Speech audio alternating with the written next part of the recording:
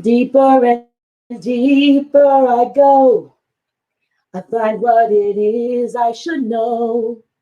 It's just a matter of time for you reawaken your mind. Oh, come to know and find out what is true. Then you'll know what's in store just for you. No more living a lie. I can look to the sky and say, I'm reawakening minds. Come to know and find out what is true, yeah. Then you'll know what's in store just for you. No more living a lie. I can look to the sky and say, I'm reawakening minds. Happy Holy Day, Moors, and welcome to House of Reawakening Minds. House of Reawakening Minds exists to provide for exploration and practice of spirituality in an enlightened community dedicated to honoring the myriad of sacred pathways to the universal creator.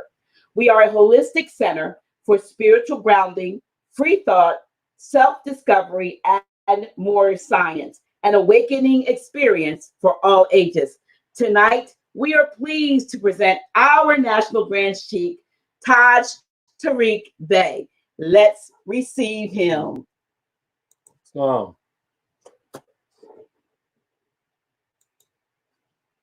Islam. Alaikum. Alaikum. Shalom. We're going to discuss some concepts, some corrective concepts about the geography of Hikuptah, which is the proper name for Egypt. Now, most of the people are familiar with hearing the word Egypt. However, proper name is Hikuptah, and the people as they've been teaching you falsely, they'll say Egyptians. Well, you would say Kufti. So an Egyptian or people of Asiatic African descent coming from the ancient Canaanite, Moabite nations, etc., are generally referred to as member body tribes of ancient Eritrea, Sudan, Nubia, etc., and is generally covered with the name Egypt, which is proper Hikuptah. Hikuptah, Hikuptah. And so essentially, the people of African descent, we all know that all the different tribes and the different nation states that are generally spoken of or recognized today are essentially just and so you would refer generally to Egypt, the capital dominion of Africa, etc. But to help, I'm going to read chapter from the Holy Quran, chapter 57, Egypt, the capital dominion, the capital empire of the dominion of Africa. The inhabitants of Africa are the descendants of the ancient Canaanites from the land of Canaan. Old man Cush and his family are the first inhabitants of Africa who came from the land of Canaan. His father Ham and his family were second. Then came the word Ethiopia, which means the demarcation line of the dominion of the Mexam, the first true and divine name of Africa, the dividing of the land between the Father and the Son. The dominion of Cush, northeast and southeast Africa, and northwest and southwest was his father's dominion of Africa. In later years, many of their brethren in Asia and the Holy Lands joined them. The Moabites from the land of Moab, who received permission from the pharaohs of Egypt to settle and inhabit Northwest Africa. They were the founders and are the true possessors of the present Moroccan Empire, with their Canaanite, Hittite, and Amorite brethren who sojourned from the land of Canaan seeking new homes. Their dominion and inhabitation extended from northeast and southwest Africa across the great Atlantis, even unto the present North, South, and Central America, and also Mexico and the Atlantis Islands, before the great earthquake which caused the great Atlantic Ocean. The river Nile was dredged and made by the ancient pharaohs of Egypt in order to trade with the surrounding kingdoms. Also the Niger was dredged by the great pharaoh of Egypt in those ancient days for trade. And it extends eastward from the river Nile, westward across the great Atlantic, and it was used by trade and transportation. Divine records of the human race, there is no Negro, black, or colored race attached to the human family, because all the inhabitants of Africa were and are of the human race, descendants of the ancient Canaanite nation from the holy land of Canaan. What your ancient forefather you are today, without doubt or contradiction. There is no one who is able to change man from the descent nature of his forefathers unless his power extends beyond the great universal creator Allah himself. And these holy and divine laws are from the Prophet Noble Drew Ali, the founder of the Uniting of the Moorish Science Temple of America.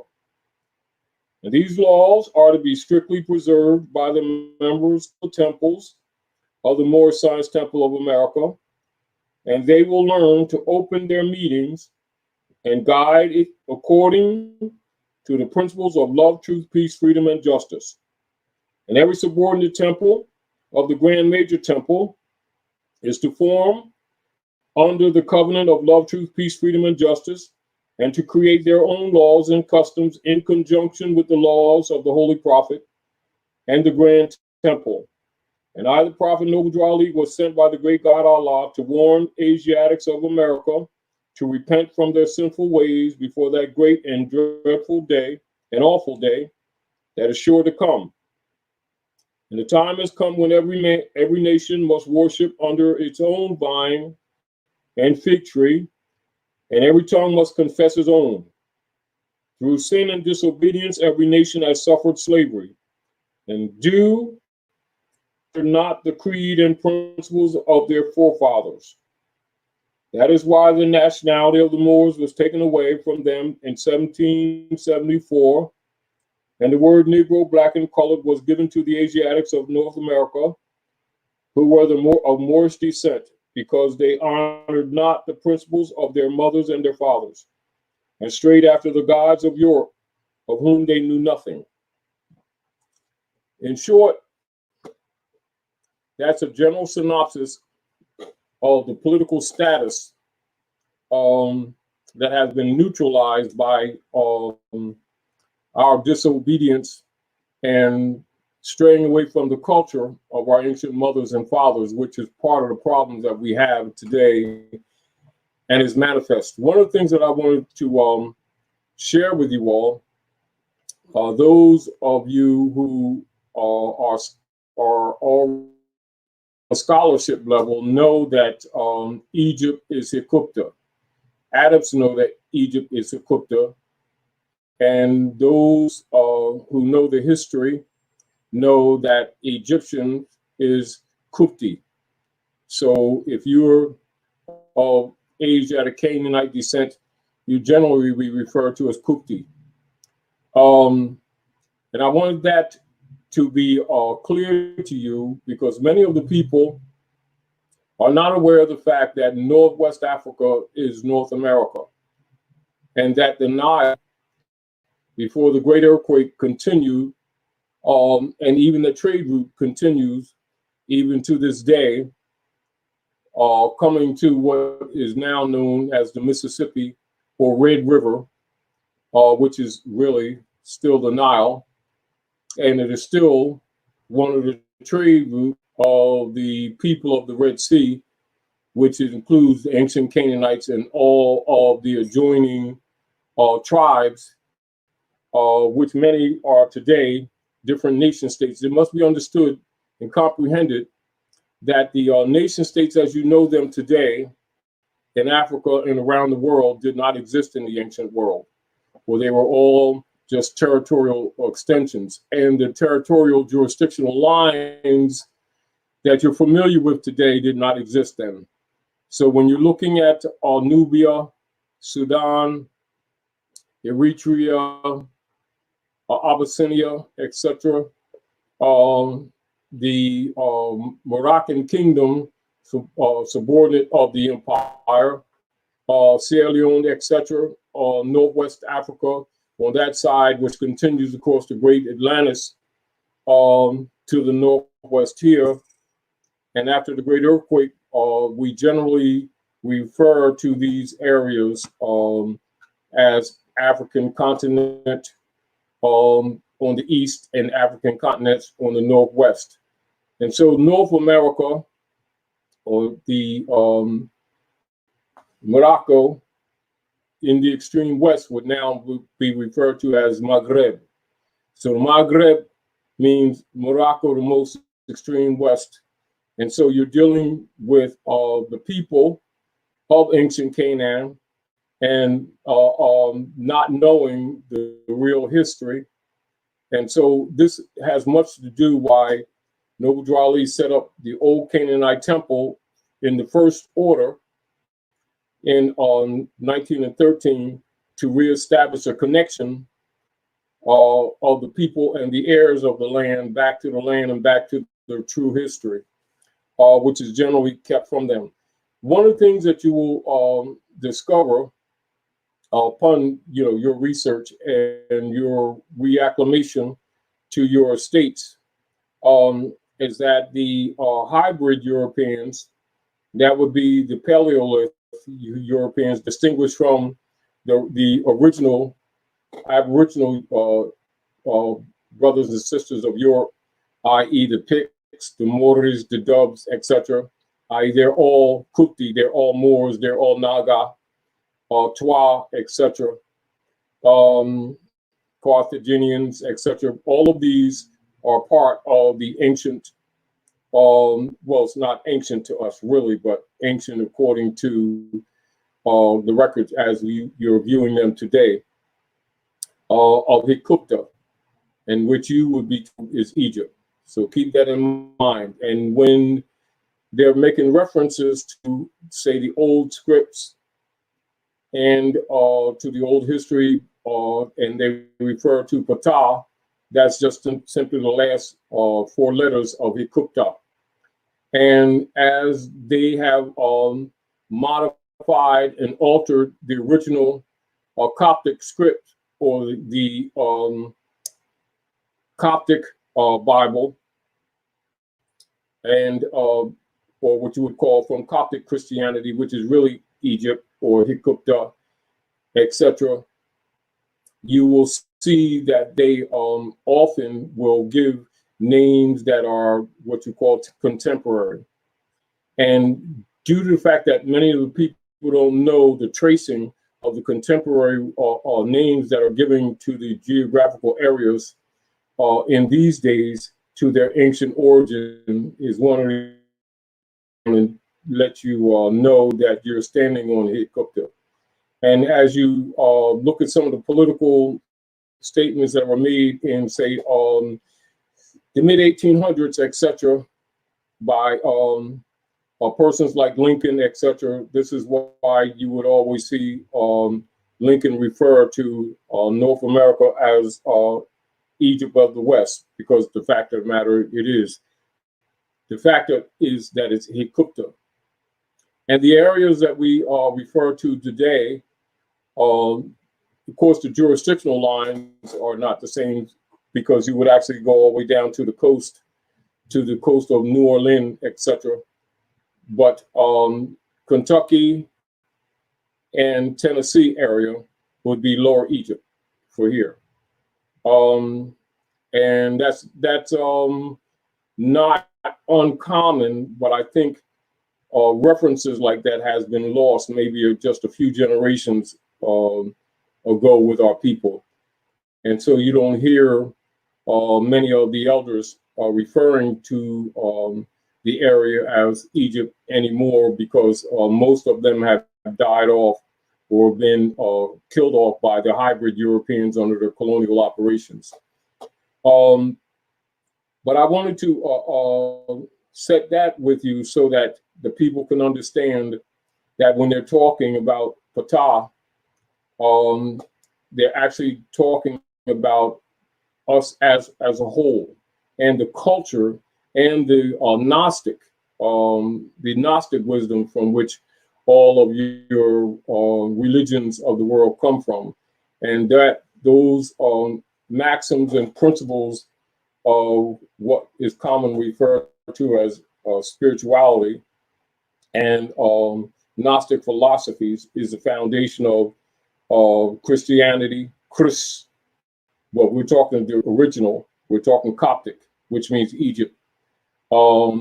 That's to be severely distinguished from the alterations that have become what the world commonly knows today from the Constantinian order as the Niceno-Constantinopolitan Creed that has been promoted since the hybrid Europeans have been in power, and they have called the Nicene Creed Christianity. However, that is not the truth of Christianity. So the real Christianity is Coptic, and that would be traced back to Gnostic.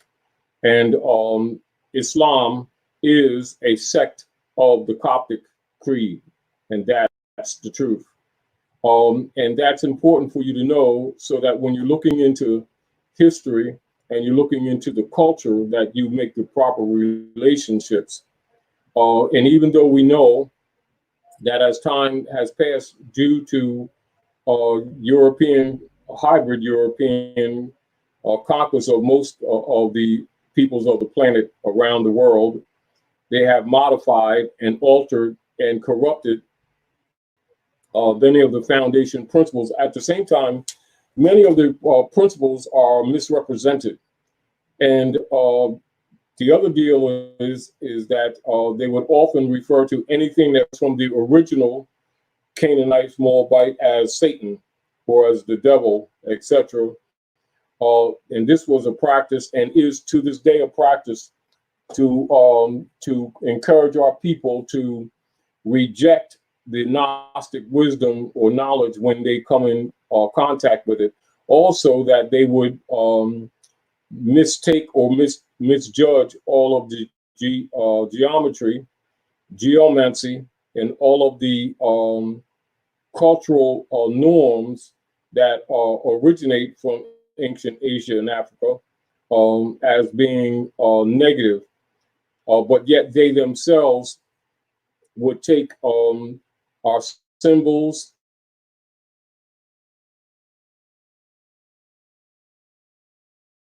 geometry, etc., and use it for themselves. One of the problems that we have, and I see this very often, as things have been unfolding on the planet Midgard in recent years, and particularly in these more recent months of this year, that many truths are coming out. However, I recognize that many of the principles, truths, and symbologies and symbols of ancient Asia, Africa, and Canaan has been misrepresented as evil symbols.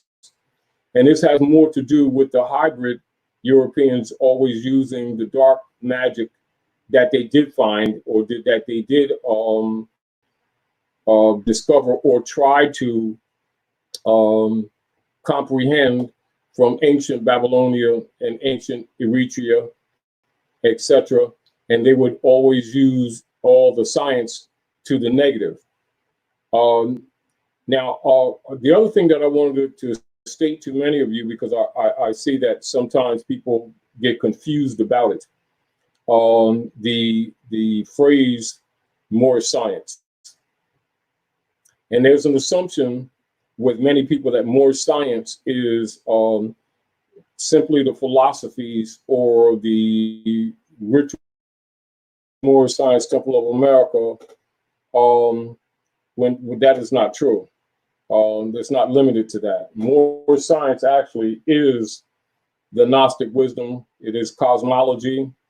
It is herbology. It is knowledge of all the herbs and the medicines. It is the knowledge of the salts of the earth. Is the knowledge of, and this is knowledge and the customs and the traditions and the attachment to, and the normality with us as a people of the minerals of the earth, the jewels, alchemy, the hermetic laws, philosophies, etc., architecture, geometry,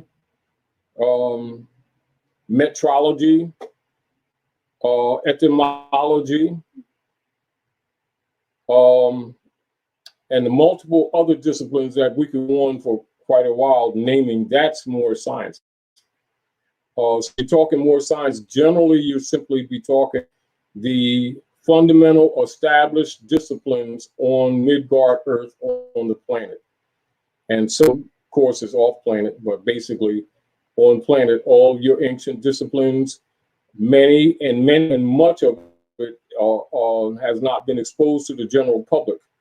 And one of the things that the high Europeans have been doing is always putting a negative spin so that the people or the heirs of the culture would not reattach. And then they superseded any attachment to ancient Asia and Africa with the Niceno-Constantinopolitan Creed concepts of the alterations and modifications out of the culture and out of the old books into what is known today as King James Bible, and the multiple versions, Gideon Bible, and the generally they have roughly as of 1920s in that area about 136 different versions or 136 transliterations. And the other thing that needs to be comprehended too, in your Coptic origins or your Gnostic Bibles, etc., which most people aren't availed to today, and most of the ones that they do give to people are still missing the sections of literature that deal with rules, that deal with magic, and magic is more dealing with mastering the herbs than the psychology of people waving wands and things like that, as people have presented it to the masses. So basically, a mastery of all the herbs, like when you see in the book of Deuteronomy as an example, where it says that every herb-bearing tree shall be meat for you, etc. That is an introduction statement to really magic. And so the magic is really knowing of all the herbs, etc., knowing our relationship with all the plants, their relationships with you, the teas, the mixtures, the seasonal herbs and foods. And keep in mind, before we fell to the Niceno Creed's operations, we didn't look at medicine in the concept that people look at it now. Our food was our medicine, and that's the truth. So a lot of the culture and the traditions and the concepts have been corrupted. And I want to state that to give you something to think about, so that you can start looking at your own Asiatic African culture from a different point of view, and not from the people often say Eurocentric, but that's kind of unfair because we are also European. It's just that name was given to the hybrids when they were taken there to the land of Angles, which is Ingla land, after the great hybrid experience of the Yucatan. And that's loosely referred to in the Bible as the amalgamation, and also loosely implied in the book of Genesis with the two different nations in the womb of Rebecca, and with one being red and ruddy and hairy, but yet they come from the same mother. But it doesn't speak of them as twins. It speaks of them as two different nations. That's an introduction without really going into the history of the amalgamation and the hybriding. So when I'm talking about the hybrid European, I'm talking people commonly referred to as paleface or the Paleolith. Some people refer to as the caveman. That's another history in itself, not totally unknown, but the general public only gets snippets of that information, whether they're dealing with Mendelssohn, Charles Darwin, etc., who signifies them in it, but they never really go into it seriously to the degree of revealing that the Paleolith European is not aboriginal to Europe. And that the original Europeans are Naga and Twa and Phoenicians, etc., because we peopled the entire planet, not just Africa. And again, one of the reasons I chose this as a subject tonight is because when our people are looking at history, or they're allowing people who claim scholarship to address Asiatic African history, they only refer to generally South Asia or Asia Sol, which we today call Africa, the continent, which is annexum also. So in order to really begin to look at history and look at the chronology and the culture and the ancient dress of the different people. Example, people who have the sharp eye, and you don't have to have a really sharp eye, all you need to really pay attention. And you'll see even many of the traditions of the celebrations of the positions of the moon and positions of the sun, the traditional dress, the different garb, etc.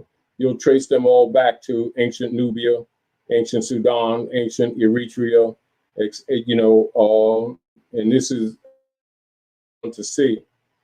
And I think that very often people, by not knowing that the people of Europe, and even Europe is really Europa, a Berber queen. So, the concepts that people have about Europe is even incorrect. And so even when you're looking at, say, the area of Poland and, say, the northern part, or what they call England and Welsh, etc., all of that area was established by Nefertiti's daughter. So our concepts about the history is incorrect. Now, one of the things that they were doing, particularly when they talk about St. Paddy's Day, as an example, and they talk about running the snakes out of Ireland, what they're really, that for the hybrid Europeans, what that really is a signal of wars against the Moors, where they're killing off the Aboriginal people of Europe. And the reason they call us the snakes, because the reality is that the serpent is symbolic of Kundalini, or the activation of the Kundalini, or the activation of the medulla, the pineal gland, etc. where you see the eye, the eye, where you'll see in the Grand Canyon or in Hikuptah, in the pyramids. You see in South America the single eye, which represents Horus, etc. So they will take and present the snake or the serpent as a negative or the devil, when actually it is not what they have been presenting or using it to the negative. It is actually a representation or symbolism of the activation of Kundalini. So, and now symbolically, that would be referred to in the Septuaginta in the Bible, etc., as the ascension, or where they say Jesus ascended unto heaven, or they'll say anointing my head with oil, etc. And this implies the activation of the glandular system of the body, etc. And that's important because many of our people have taken on the Constantinian view of African history. And 90% of the time when they make reference to African Asiatic history, they will always refer to it as demonology or the devil, while in fact using the science themselves, using more science themselves to actually rule the world. And this will be symbolized by the head of the Sphinx. And you'll see they'll use it in many of their secret societies. The head of the Sphinx with the Moorish sword just above her head, that two-edged sword just above her head, which means the subjugation of the Moabite woman. And so the operations of the hybrid Europeans have been, as demonstrated in the Bible, as those who claim to be Jews and are not Jews. This symbolizes them killing off the Aboriginal Moors in Europe, and it's been going on all around the world, and up to the present day with the Spanish Inquisition that still is maintained in the Western Hemisphere, that's disguised as racism and prejudice, which is the Spanish Inquisition against the Moors, which is a continuation of the genocide of the hybrid popes of Rome, and that deals with the popes of Rome after the last Moorish pope that Napoleon kidnapped. And after that, they took over the Vatican, which is also ours, and turned everything negative, turned everything dark. Some scholars, when they look at the sociology and make honest analysis, some say that that the hybrid Europeans don't understand the Asiatic Kabbalistic and Gnostic culture and misinterpret. I would say that may be true on some points, but not so much as deliberate modification as far as when they're displaying or writing about it, because they use all of the science of the ancient Naga and the ancient Canaanites, Moabites, Babylonians, but they always use the dark side. And I've talked to a couple of African scholars and a writer who I communicate with on a regular basis, an anthropologist, African, and we kind of looked at the fact that we know that the hybrid European is very adversely affected by the sun's rays.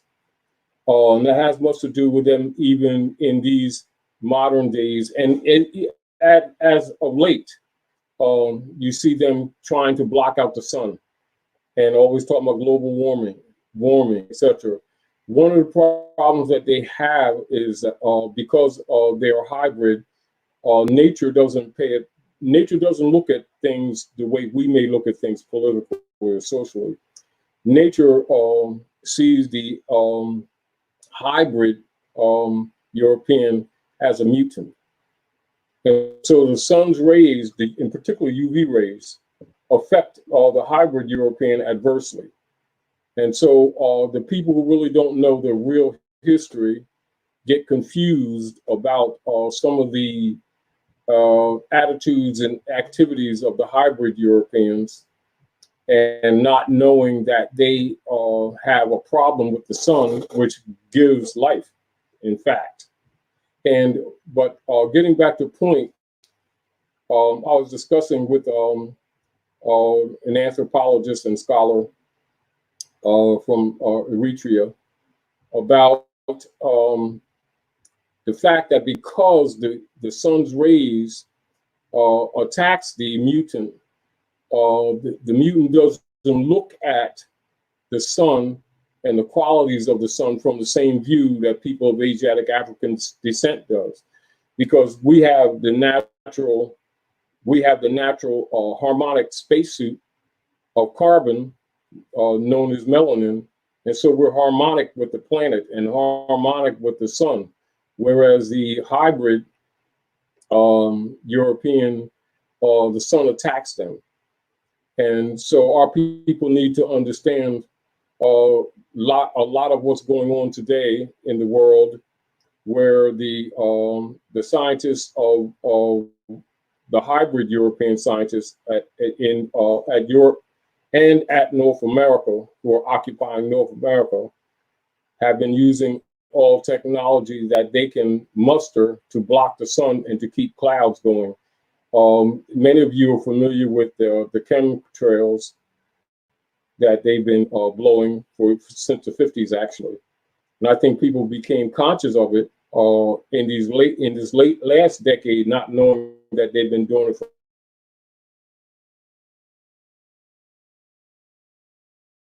trying to do is block out the sun, because the sun's trying to kill them. And so you need to understand some of the biological warfare that's being executed by the hybrid Europeans against the Asiatics of the planet today. They call it their silent weapon, or quiet wars.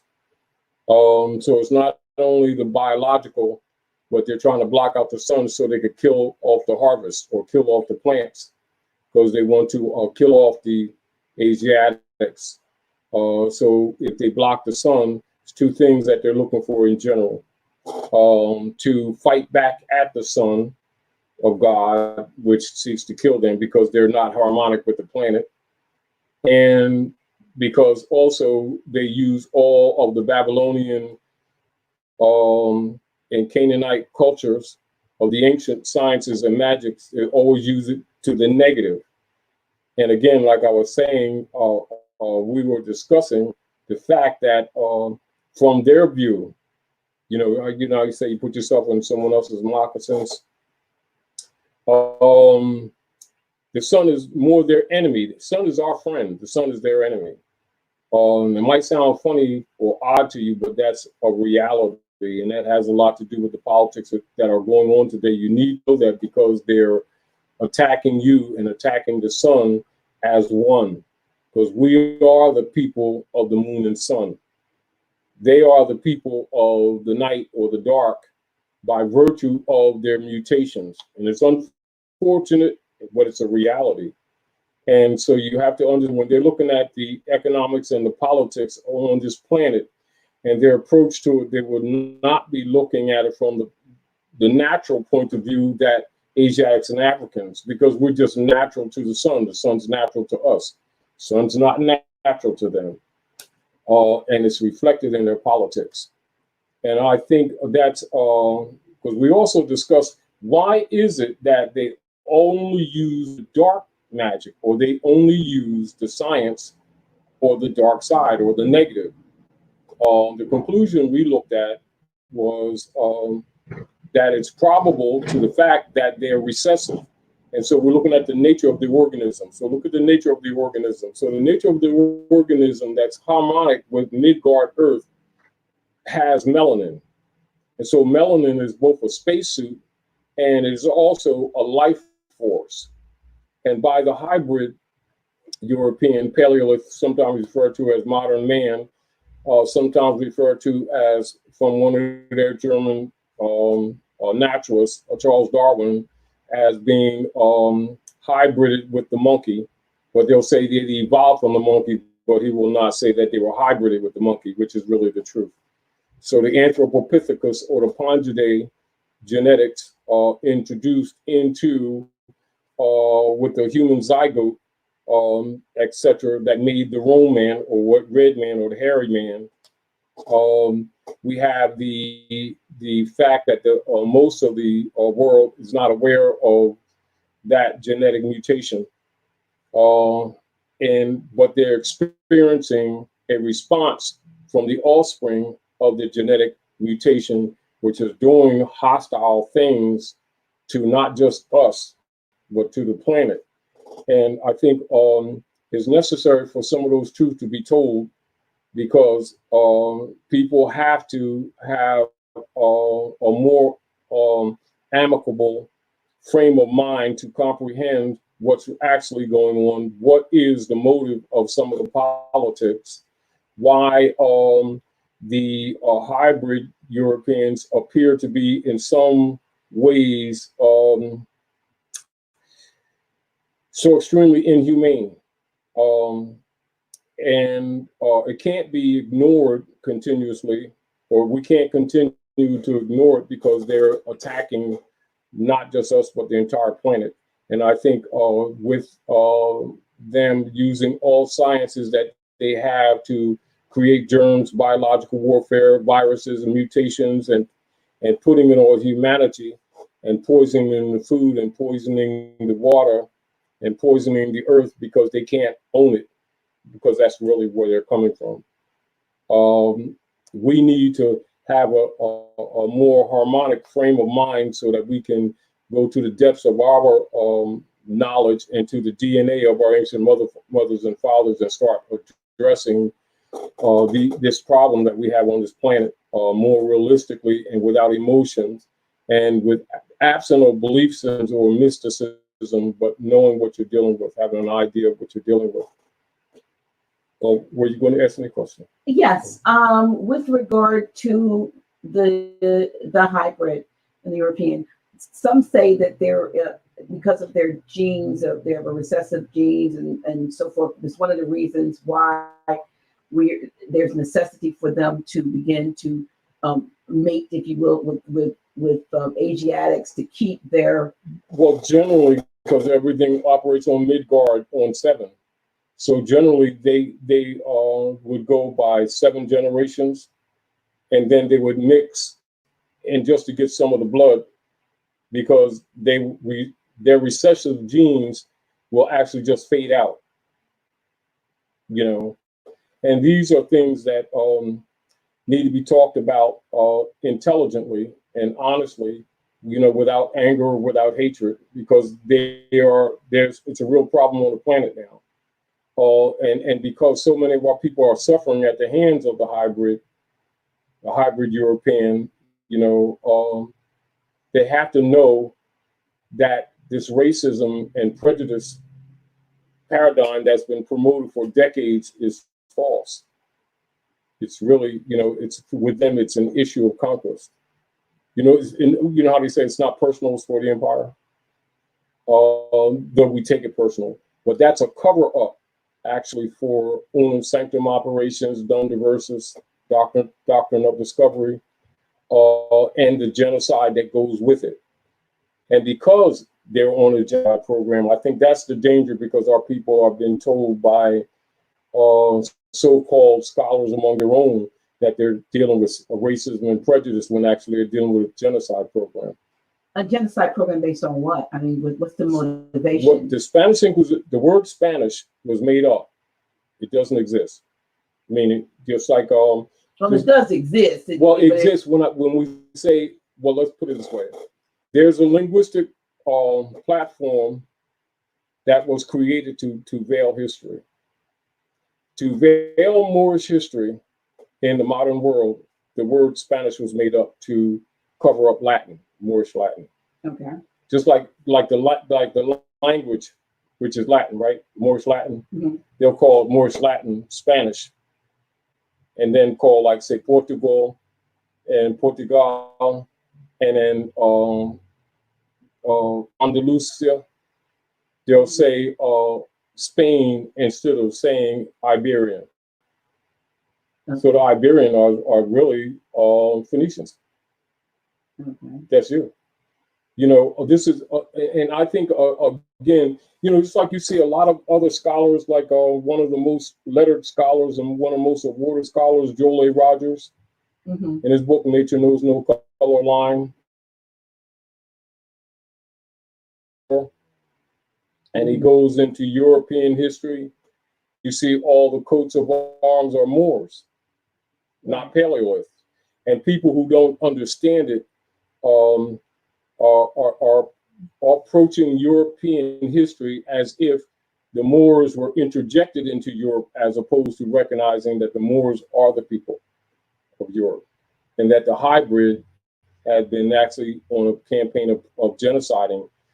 So when you want to look at St. Patrick's Day, that's one of their celebrations of the genocide of the Picts and the Dubs and the Moorish.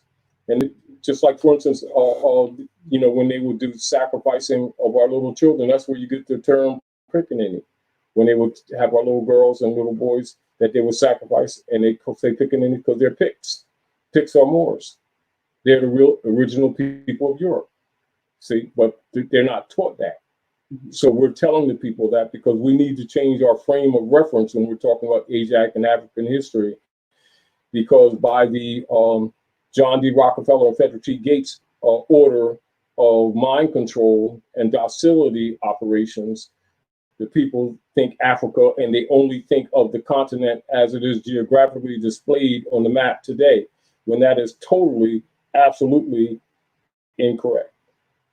So when you're looking at what you call Portugal and Al-Andalusia, etc., you know, that's Northwest, that's North Africa, that's North Africa.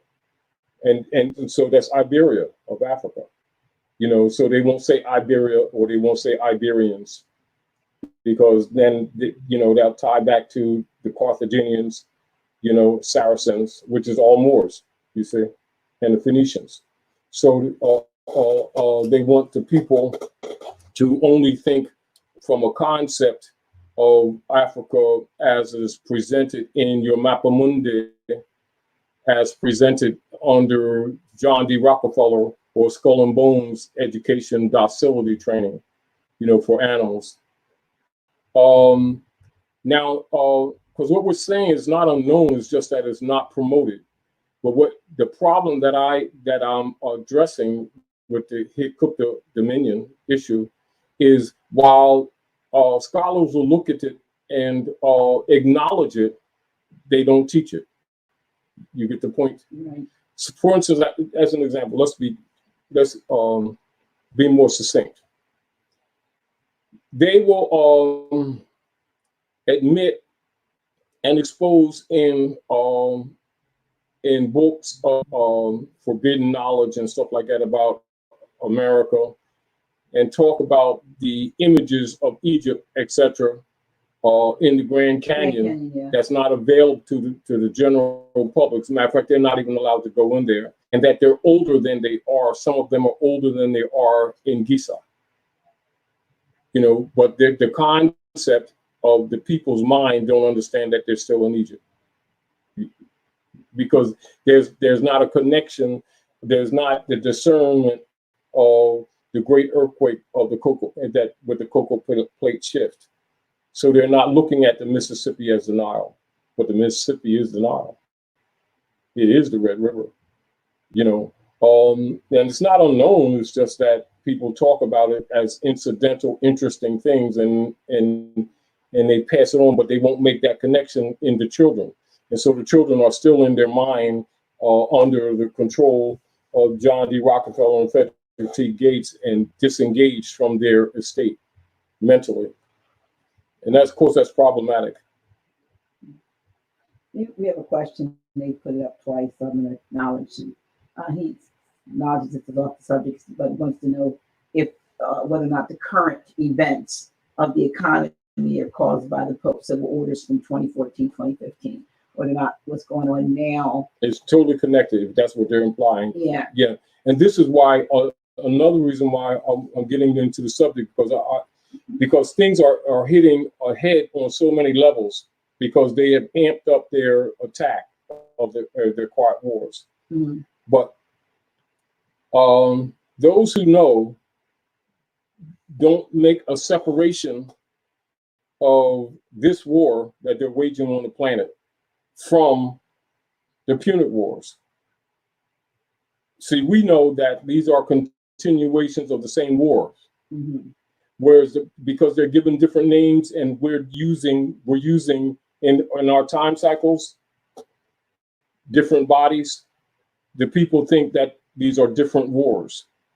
So when you're talking about the Punic Wars, the Christian Crusades, the Battle of Poitiers, France, 732. They talk Battle of Creek, Michigan, the Revolutionary War, the Commercial Mercenary War that's tagged in history as the Civil War, World War I, World War II, that present World War III that's operating now, has been operating since 1969. And the people aren't even aware that the war has been going on since 1969. Is all still the Spanish Inquisition against the Moors. And the times, the chronology, time, what we would call the dates. Yeah. And that's not without taking in consideration even the alteration of calendars, which is also part of the war. It is the war that you see going on now against these people is still the Spanish Inquisition. Now, scholars know that. They're not going to speak that. Masons know that. They have death oath not to speak that. Skull and Bone know that. Knights Templars know that. Knights of Columbus know that. Daughters of Revolutionary know that. The general public that are absent of the knowledge of the real history are the Moors of the Western Hemisphere that have been subjugated for the last few hundred years, that have been branded Negro, black, colored, Indian, Latino, etc., all of which they're not. And they don't, many of them don't know that we together are under attack. And that while we have taken positions over the generations with treaties of peace and friendship with the Romans, which is a name given to the hybrid Europeans, that they have never honored them. And the fact that they haven't honored them and they continuously breach them, the people have been distracted with the Skull and Bones cover phrases, racism and prejudice, which is a total diversion. The danger of it is that our people are not making intelligent decisions on what they do, politically, socially, and economically, because they're looking at attitudes and not knowing that it's actually war being waged on them. And it's uncomfortable, but it needs to be addressed. Here's another question. How did Noble Drew Ali find out he was the ruler? What does it really mean when it said he bankrupted America? Well, it's like they need to. The statement. First question was, how did he find out he was a ruler? No, that's because that's not true. That's wrong. Both questions are flawed. Okay. Because America's our land. See, so we didn't bankrupt America. They need to understand. Now, part of the land control, and this is part of the dark side, like the dark side or linguistic casting spells, is that you present what you call a hypothetical question with a corrupted hook in it, and the corrupted hook, educated and who are not erudite into Hikuptah, what we're talking about, the reality, think that America is a country. Do you understand?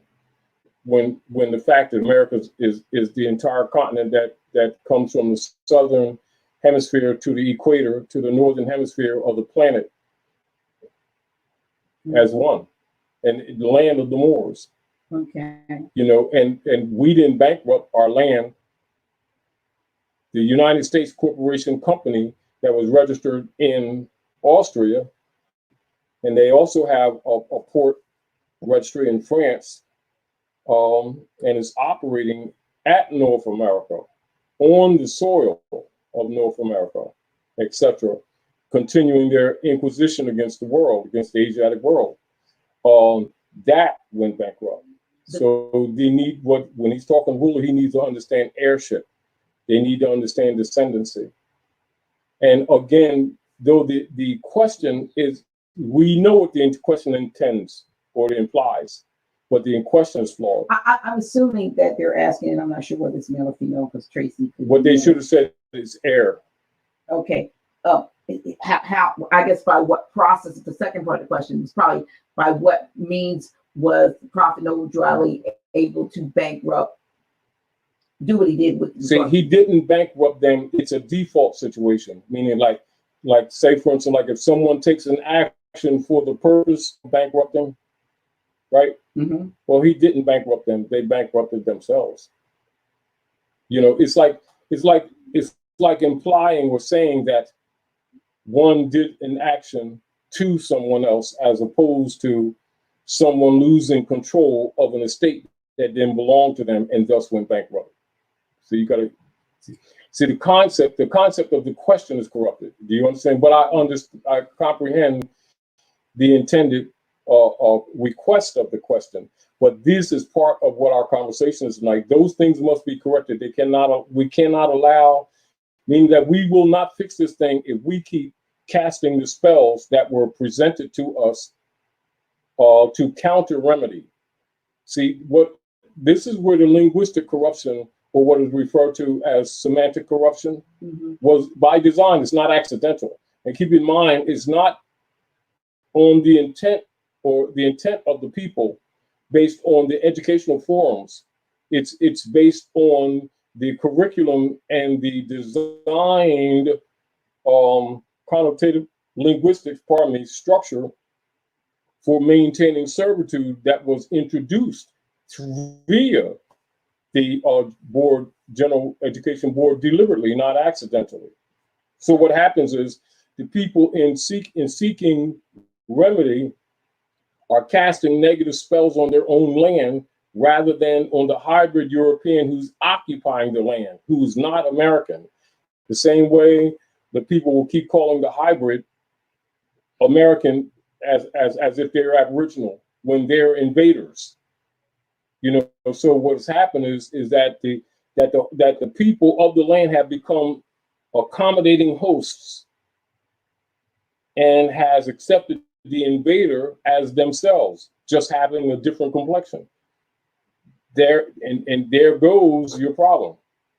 And even they don't know basic geography, third grade geography. So like you can take a third grader, even a second grader from, say, even some of your poorest countries, and they know that America's a continent. And you see adults here under the John D. Rockefeller education program that think America's a country, sincerely. So their questions are flawed. The structure of the questions are flawed. You have to kind of know where they're intending, but the deal is that in law, they're incompetent. And of course, that promotes the wardship that's enforced upon our people. But we were told that it was a country. I just came to mind as you were saying that. The song we used to sing in school, "This is my country, land that I love." Yeah. We were taught that this is a country. And so that was, I'm a child of the That's part of the right. That's part of the that's part of. Now this is back to the importance for people to understand that education platform set up John D. Rockefeller and Frederick T. Gates is for animal docility training. Erudition. And is it also for indoctrination? Oh, that's why it's indoctrination. Okay. It's docility. It's to make these people docile. Now, and this is why you'll see in the dogmatic structures of all the formats of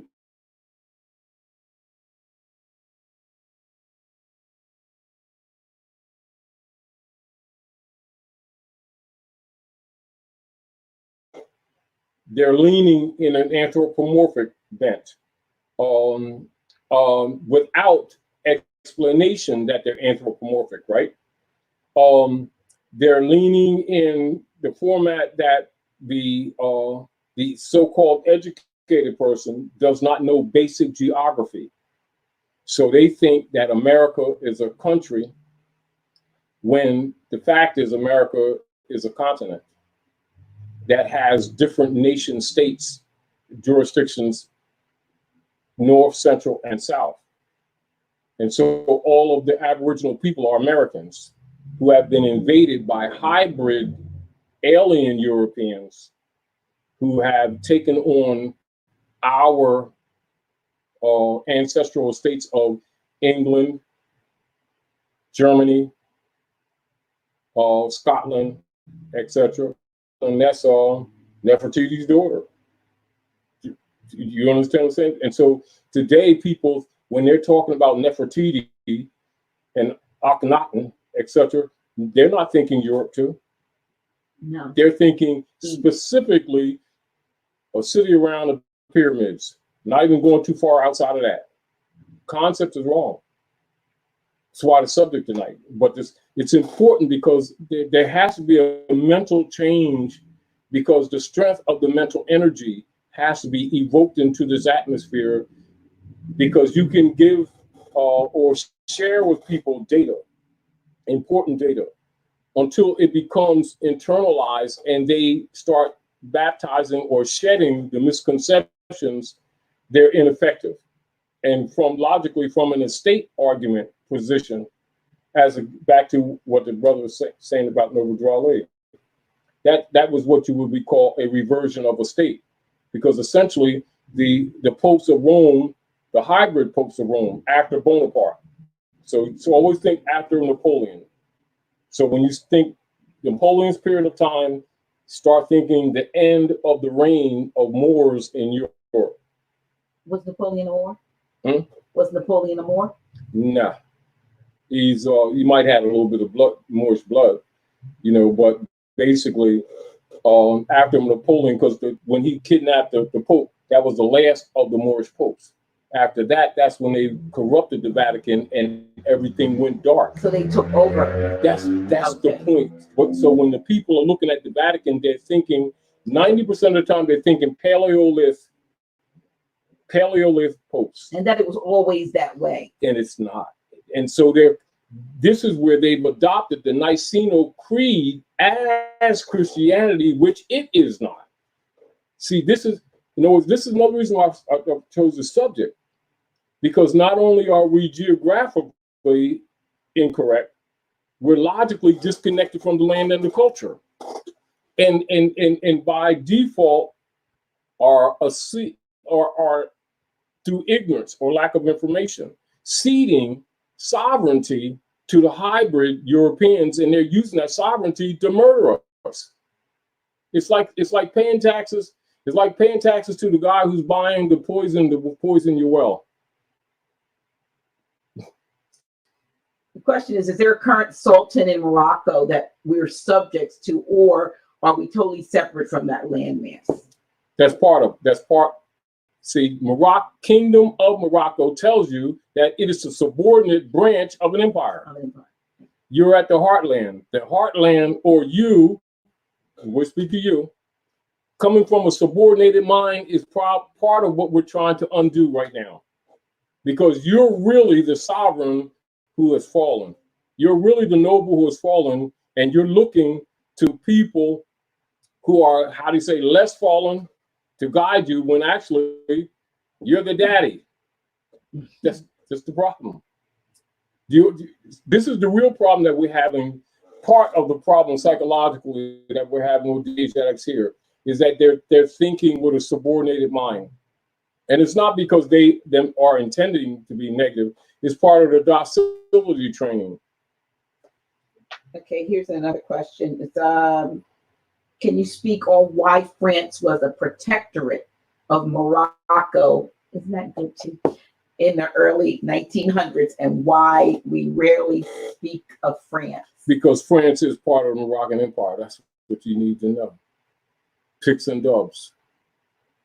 See, The mental, you see how our mental is always. So let me ask this question, because you're pointing out a lot of places that we generally think of being European people. But it is European. Well, not European. I want to say hybrid. Hybrid. That's why lately I've been saying okay, so the European hybrid, we're thinking that they've always been there. We're making them, see, we've adopted the mental dominance that got promoted under the Inquisition. But my statement or question. It's called a hegemony. Yeah, but here's my thing. Now I'm thinking in terms of we were always there. When you see us, peppered throughout, we have been. They look at that as we were introduced, right, as opposed that we were genocided out. That's what I'm saying. That's what needs to be understood. Yeah, because you're like, oh, there are a lot. They're in France. Yeah. They're in Sweden. we're here. Because they don't Irish. They don't even know that the bagpipes is Moorish. The kilt is Moorish. It's not theirs. It's not that it's not theirs in the sense they adopted it, but it's not theirs. And so what happens with us is the way that we're trained, we have disengaged from European culture and traditions that are actually African, simply because it's not said to be African. But it is. You see? Mm-hmm. Now, again, this is why, for instance, people have a difficulty when they do research in European history, and all of the old coats of arms always have Moors. They absolutely do. They don't even have Paleoliths in them. So when Meghan Markle, the big deal when Meghan Markle was announced because they need the blood. Yeah, but that she was going to marry whichever one she did. Harry. Harry. The big to do was the cousin of his cousin had on the pin that had the Moor. They thought that she was being negative. No, but she was giving tribute really to exactly because they have to seven generations. They need the blood. But even though we know that, it was my question is, why do you think the Queen reprimanded her even though she knew there was nothing wrong with her wearing that pin? Why did she publicly reprimand her for that? Because it's a message. See, some people pay attention to things. Like we did. Some people miss it. But it's never that a signal is not given. Not unlike when Obama went to Hikuptah, Egypt, and exposed that the American Constitution comes from Muslim law. What was he saying? He's telling you the history. So what are the concepts that the people have here who've been, say, miseducated, right? We like to say miseducated, but you can just say educated because the education is miseducation. Education can be better said to be miserudition, because erudition is for human development and learning systems prior to colonial operations. So when you're dealing with, say, pre-1492 type thing, and you deal with the universities, you're dealing with erudition. When you're coming from in the late 1800s and early 1900s, now you're coming with education systems, which were developed by the Paleoliths to cover up erudition. And so the people are familiar with erudition because they don't even hear the word. However, persons to be protected, that's why they have secret societies. They'll pull people into secret societies and then tell them some of the real history, some of the real culture. I mean, we've heard definition. I mean, I've been in more than a few, I guess, assemblies, and people were giving speeches, and they may open by saying how pleased they are to be among this august body of erudite scholars. You know what I mean? It's erudition, right? So, and I've heard that, down through the years, and they call them august body of erudite scholars, but not knowing that this was dealing with it. So now you're dealing with scholarship. Mm-hmm. So when you're dealing with real scholarship, you're dealing with erudition.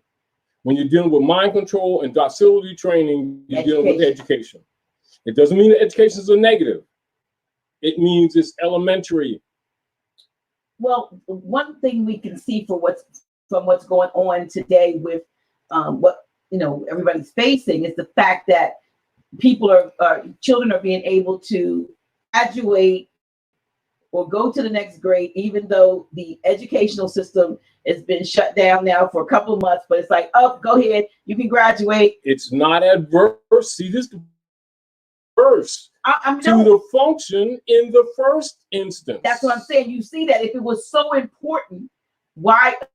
Not that I'm saying that they ought to be made to make up things because it wasn't their fault, but the mere fact that you can say, oh, you're just not going to be able to have a graduation ceremony, but you're going to get your diploma, you're going to go on to the next. And what is that but the placation?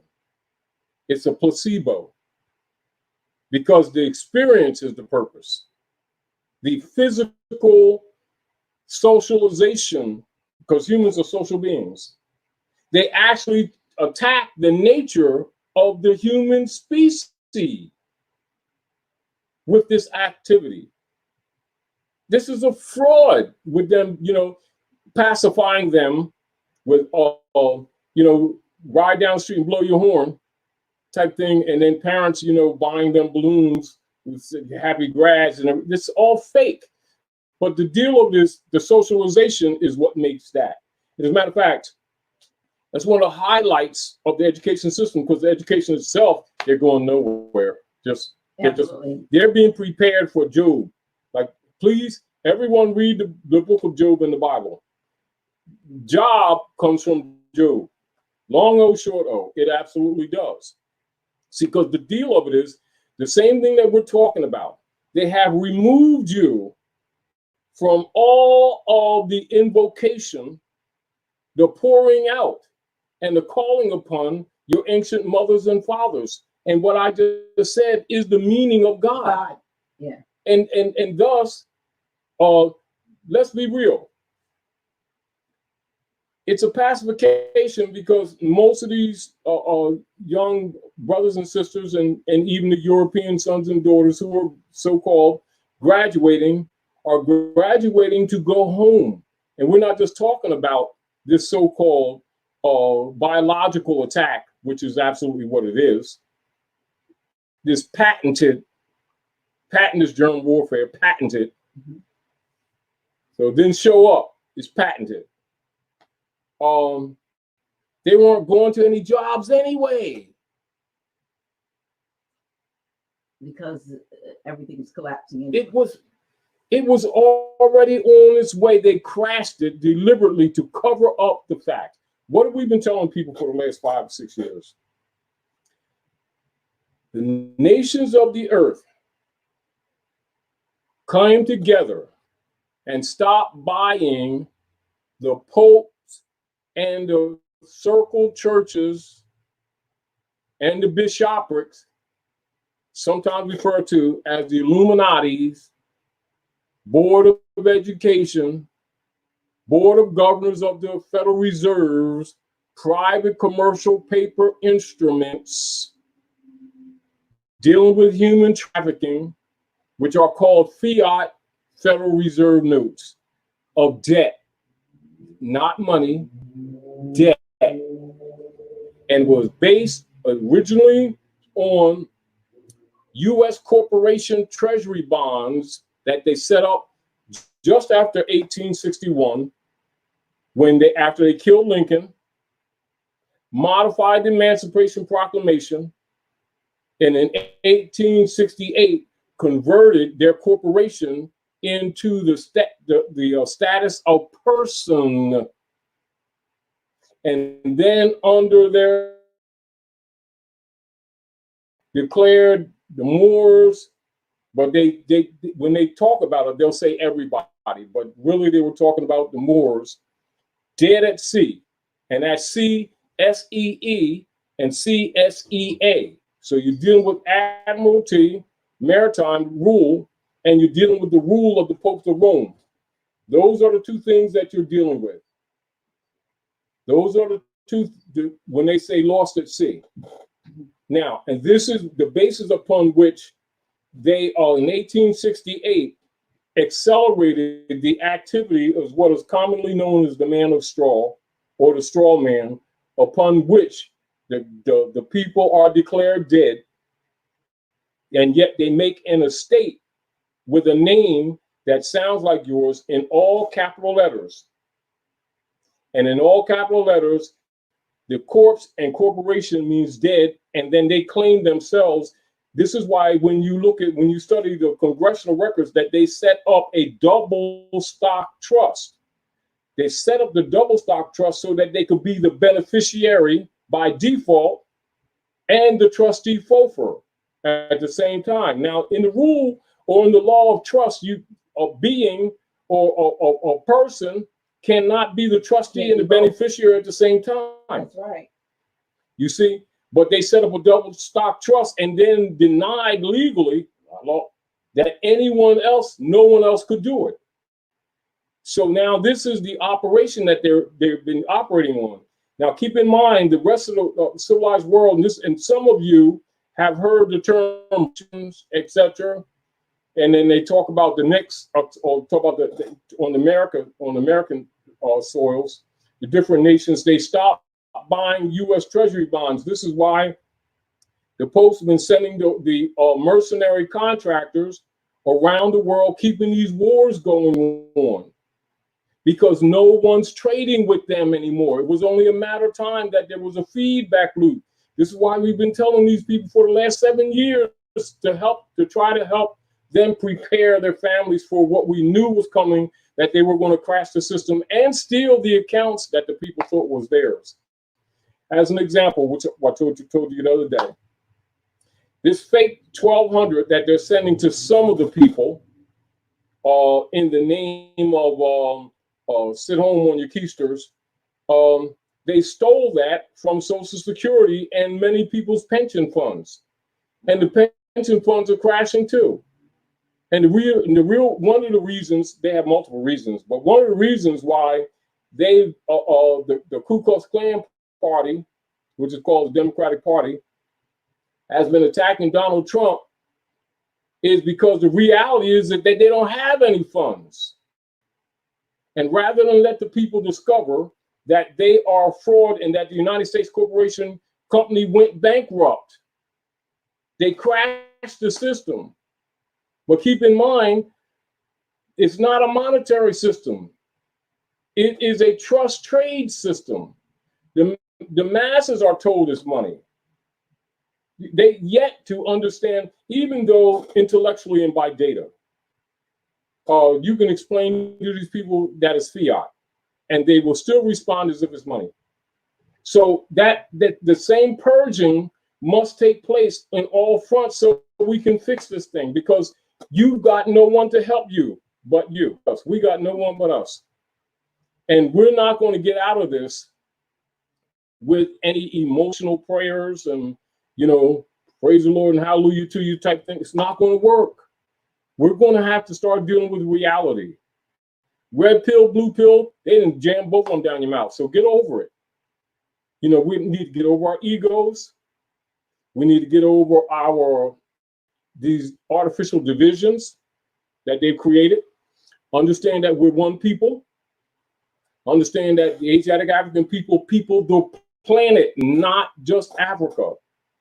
You have an invasion, actually. And we're going to get into that maybe in the future. But on the first level, this is why lately, recognizing, because we've been doing this for years, but we're still recognizing that people don't get it. So we start saying hybrid European, distinguished from European, because there's a disconnect. It's like people don't understand impersonation. They don't understand an impersonator stealing your estate. They don't understand birthright theft. They hear this. They've heard these phrases.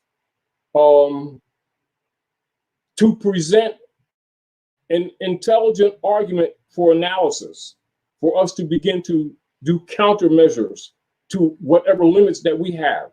You can't do it on emotion. You really have to know what's going on. This is why lately, in this last year, I've been specifically saying hybrid Europeans. I'm making the distinction. However, it doesn't mean that all the hybrids are operating the program. Or, do you understand? Because they're ignorant too to what's going on. No, some of them are being thrown under the bus. That's why a lot of them are starting to tell the truth in these different videos. You see them start telling truths that they never told before. Well, we've been telling people for over 40 years this stuff. And even a lot of so-called conscious Moors have been some of the major ones who are attacking us, who should have been telling these people this stuff a long time ago, to prepare them. See, because when you know what's going on, even though you're being attacked, you have more mental resource, and calmness and capacity to make a plan, rational. You make decisions before time. That's what prophecy is for. Prophecy is for this. Well, the times that we're in right now, I believe many were caught off guard, even though I know you have been saying, like you said, what you've been saying, at least so as long as you've been teaching at the House of Reawakening Minds, which has been since 2011. Trying to prepare people. Trying to get us to be prepared. And some people think that as these so-called states are opening back up, that they're going to be able to go back to things. And I dare say that it will never be the same. I mean, there are some places, just as an example, that are what you call major supermarkets, for instance, that haven't had, not that I need it right now, but say haven't had toilet tissue for the last 2 months. So if they can't get toilet tissue in 2 months, but some places happen to get it, it shows you that even these big corporations can't, their fiat doesn't mean anything, because they have no purchasing power. They can't stock up things that they can't. This is why Donald Trump's trying to bring business manufacturer back, because it's been deliberately, systematically moved out by the Ku Klux Klan operations for the genocide programs that you're seeing. The Ku Klux Klan is also it is the Democratic Party. Our people don't know because they don't know history. Because so many of us call ourselves at some point, they have no Democrats, idea. And now let's here we go again. What was it when we were the Democratic Republic? There we go. But there was a Democratic Republic. It was not. It was no. There were two. There was a Whig and the Democratic Republic. What was that about? The Whigs Party and is Europeans ordered, while they were gradually starting to take over the Moorish nation,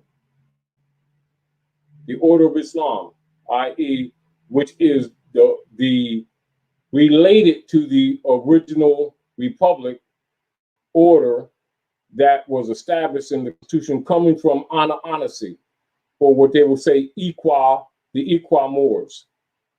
Are we clear? Mm-hmm. So the Constitution, the nature of the Constitution is Moorish. The nature of that Constitution is not hybrid European, it's Moorish. You see? And so the deal of it is, in order to slave us, this is why from a process of operations, that they dismantled all Republican forms of government in the southern states. Read the current history. Because of its relationship to the Moors. They'll just say to the blacks to cover it up. That's recent history. That's not even old history.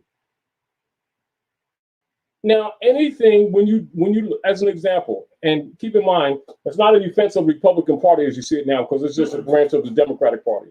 They're flip sides, same coin.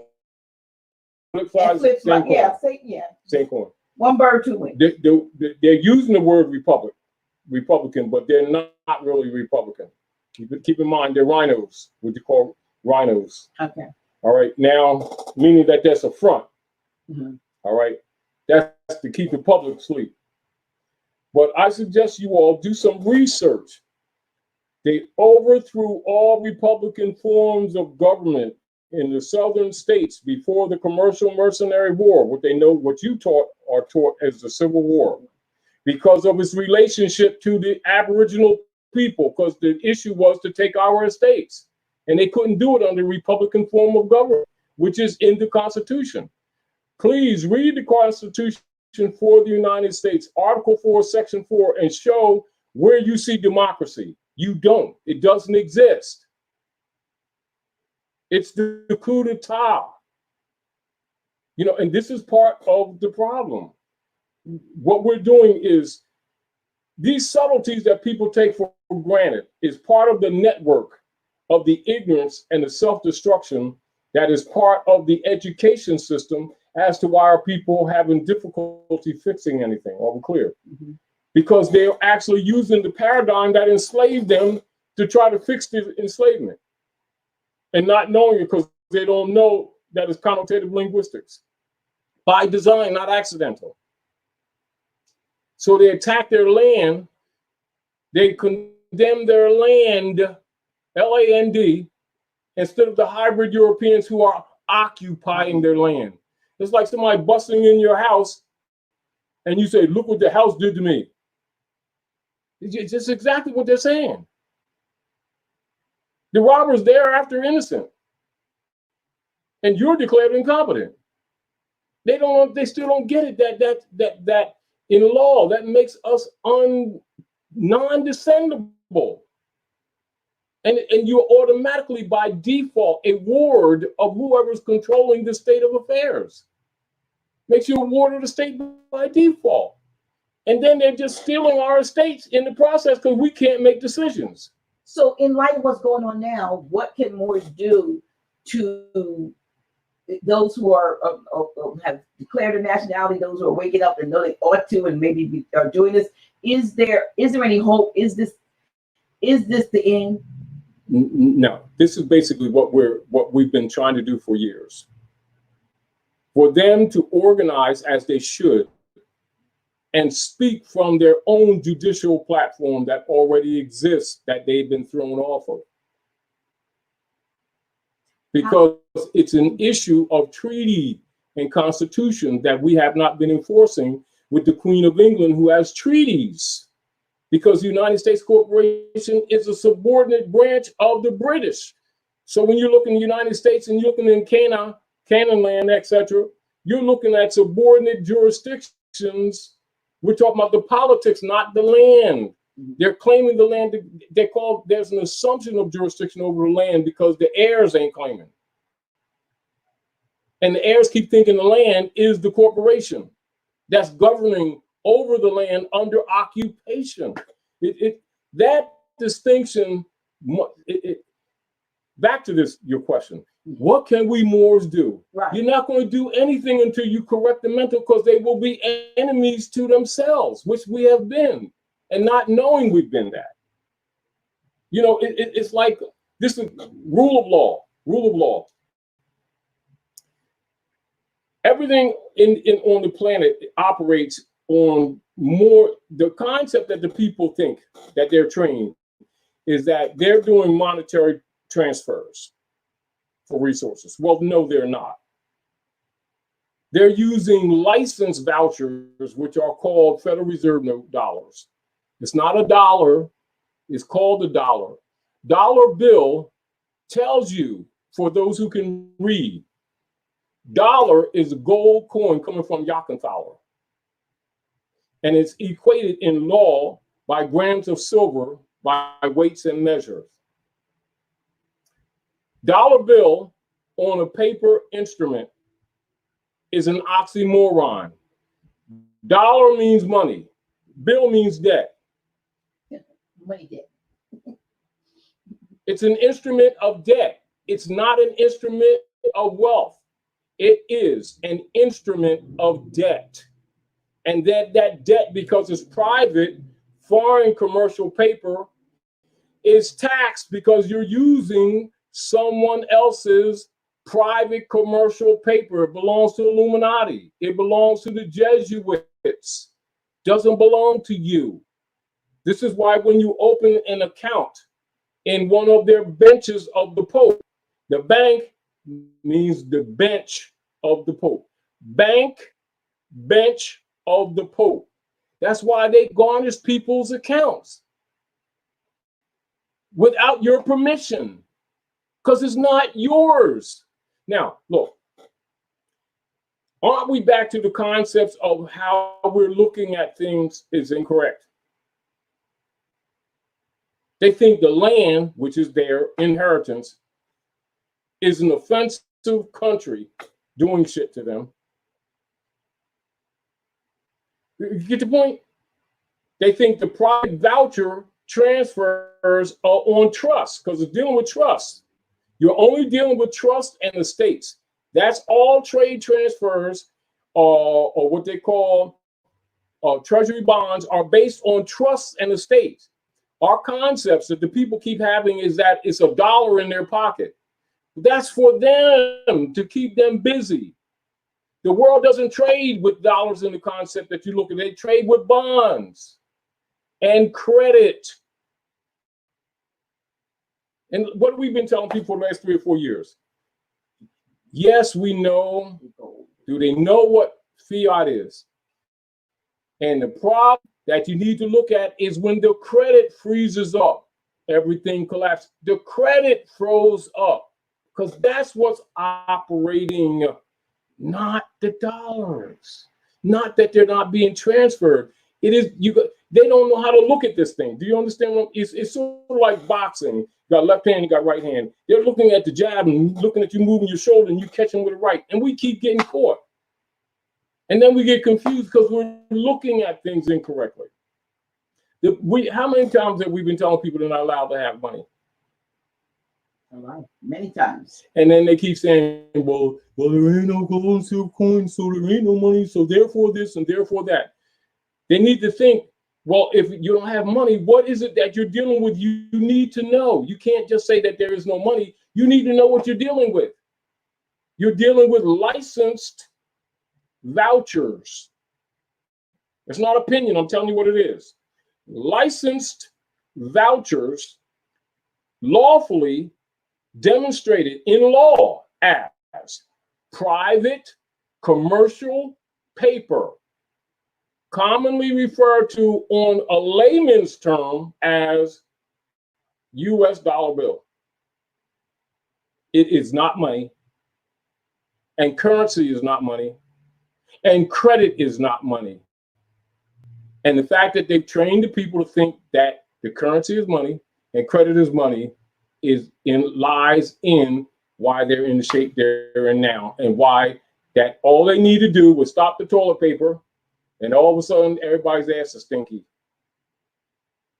economically and elsewise. And that was a test. That was an attack. It's the people are disconnected mentally from their land. The people are mentally disconnected from their estate. The people are disconnected from their wealth.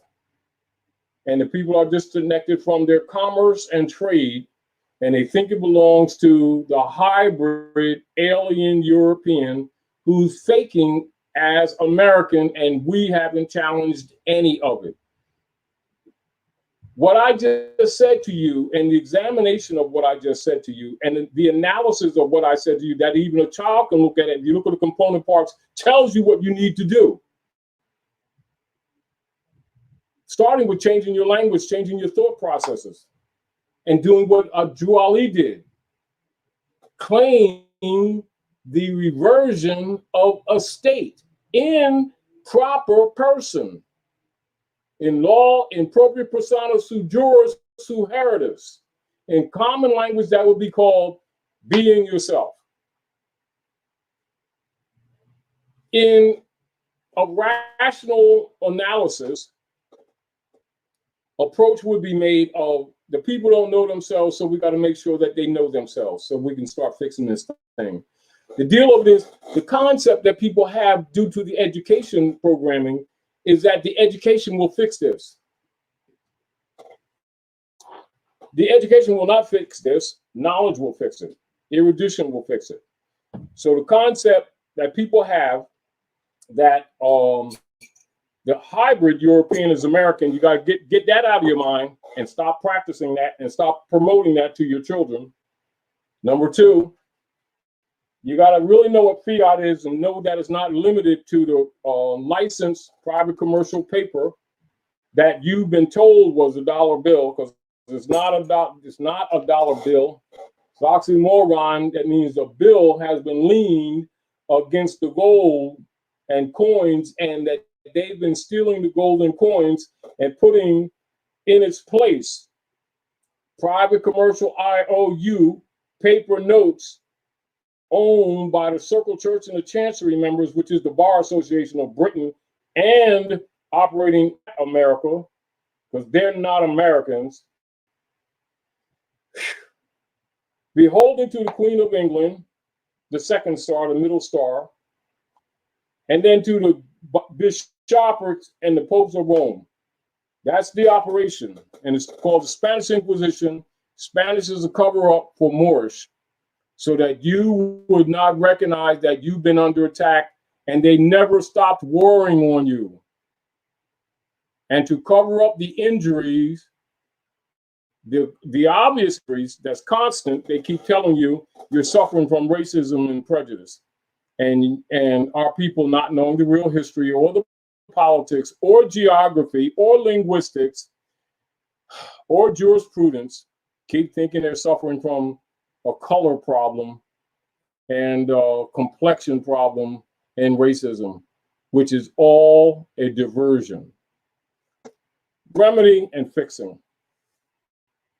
We've got to get the people to start reconnecting mentally and factually with a consciousness of reverting their claim, their public claim of a state, starting with the self, starting with the recognition that the land and you are one, and that your land and you have been invaded.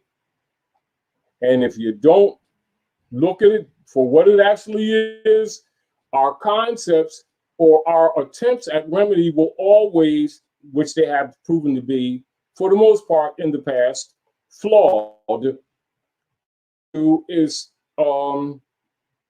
not waste energy, meaning that if you're going to burn energy, burn that energy on a functional good cause, not just a good cause, a functional cause. It's like this. We've been hindered as it is. What we don't need is sacrificing another generation with the BS programming that we've adopted in the name of education, which was docility training for animals, and it has worked. And Rockefeller has been quite successful with it. And we need to admit that we've been had. Get over it, get rid over our ego, start rendering unto Caesar what is Caesar's. That means, that's what Drawley says, we're giving Christianity and the church back to the European. But what he really means, we're giving the Niceno-Constantinopolitan Creed version of the church back to the European, because the original churches belong to us. And now you're talking Coptic. Now, and they're two different platforms, two different venues, two different cultures. Absolutely. Yes. There are many people who speak of a 400-year period of which they say the Europeans' time is up, and that astrologically, cosmologically, could you address that? Because I'm like, really. See, truth of the matter is, most of what they call the slave years at North America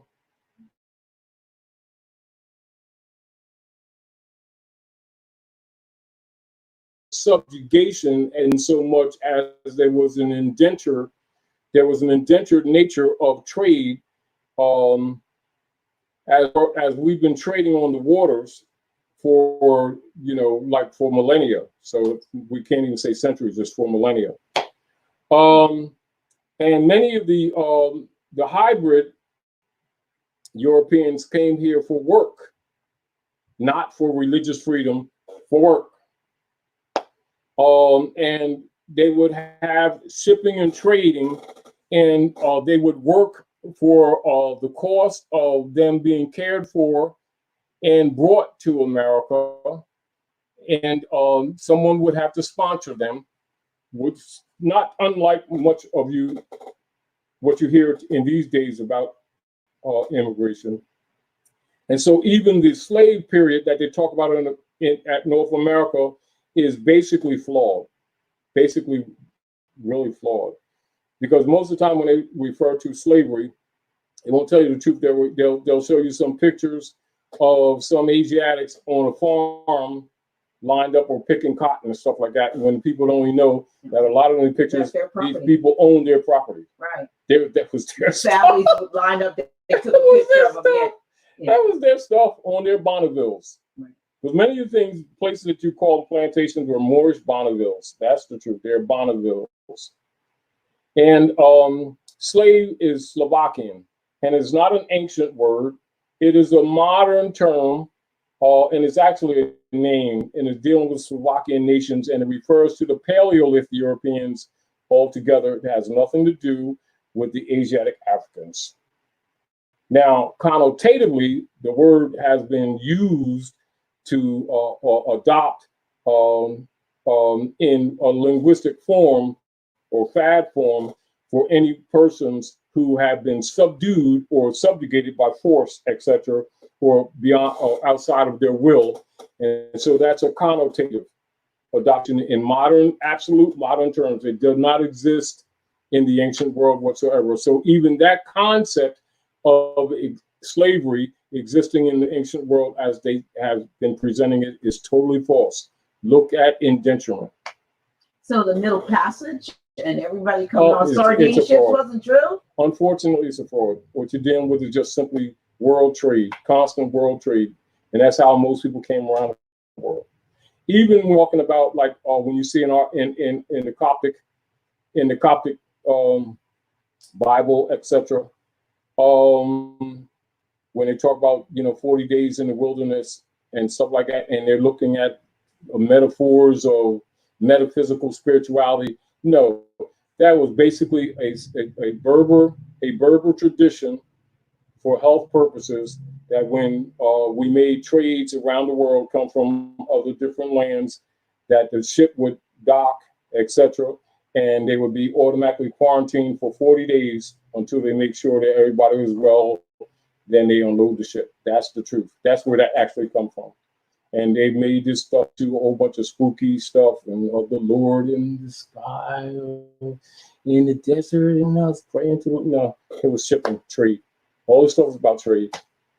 Even to this day, it's about trade.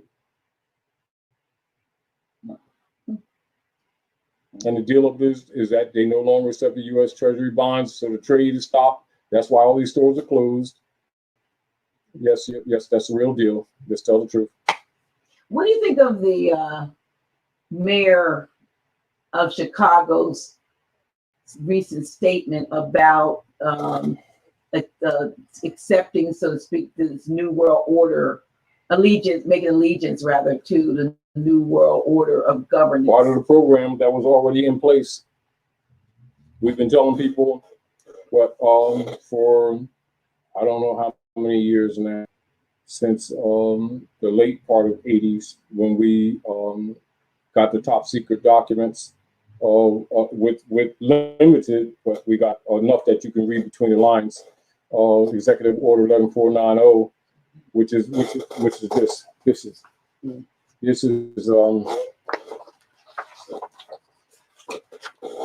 Executive Order 11490. And that is really the Third World War. That's what's been going on in King Alfred. And they named it King Alfred because you need to know the history, because that deals with the hybrid Europeans interchanging with Moors. So even their military plans, they name after Moorish history and the wars. And so that's what's going on right now. And so the real deal of it is the nations are coming together, not trading with them. And that's really what has to do with this economic stock market and everything crashing. But it just coincides with the opportunity for the Kaiklos, the circle, as Kaiklos means the circle, Ku Klux Klan operatives, and the coup d'etat operations that's going on right now to overthrow Trump, etc. The world's not buying their treasury bonds, and so the world trade has come to a screeching halt, and the credit stream around the world has frozen. That's what's going on. And so they throw out the virus, the biological warfare against the people, to put the people in fear, to put them back under control, and to cover up the fact that they are bankrupt. That's the truth. And all this confusion that they've created and attacks on these people is a front, because their corruption has now imploded on itself. That's really what's going on. And they're broke. That's true. Now, what else was you asking me about?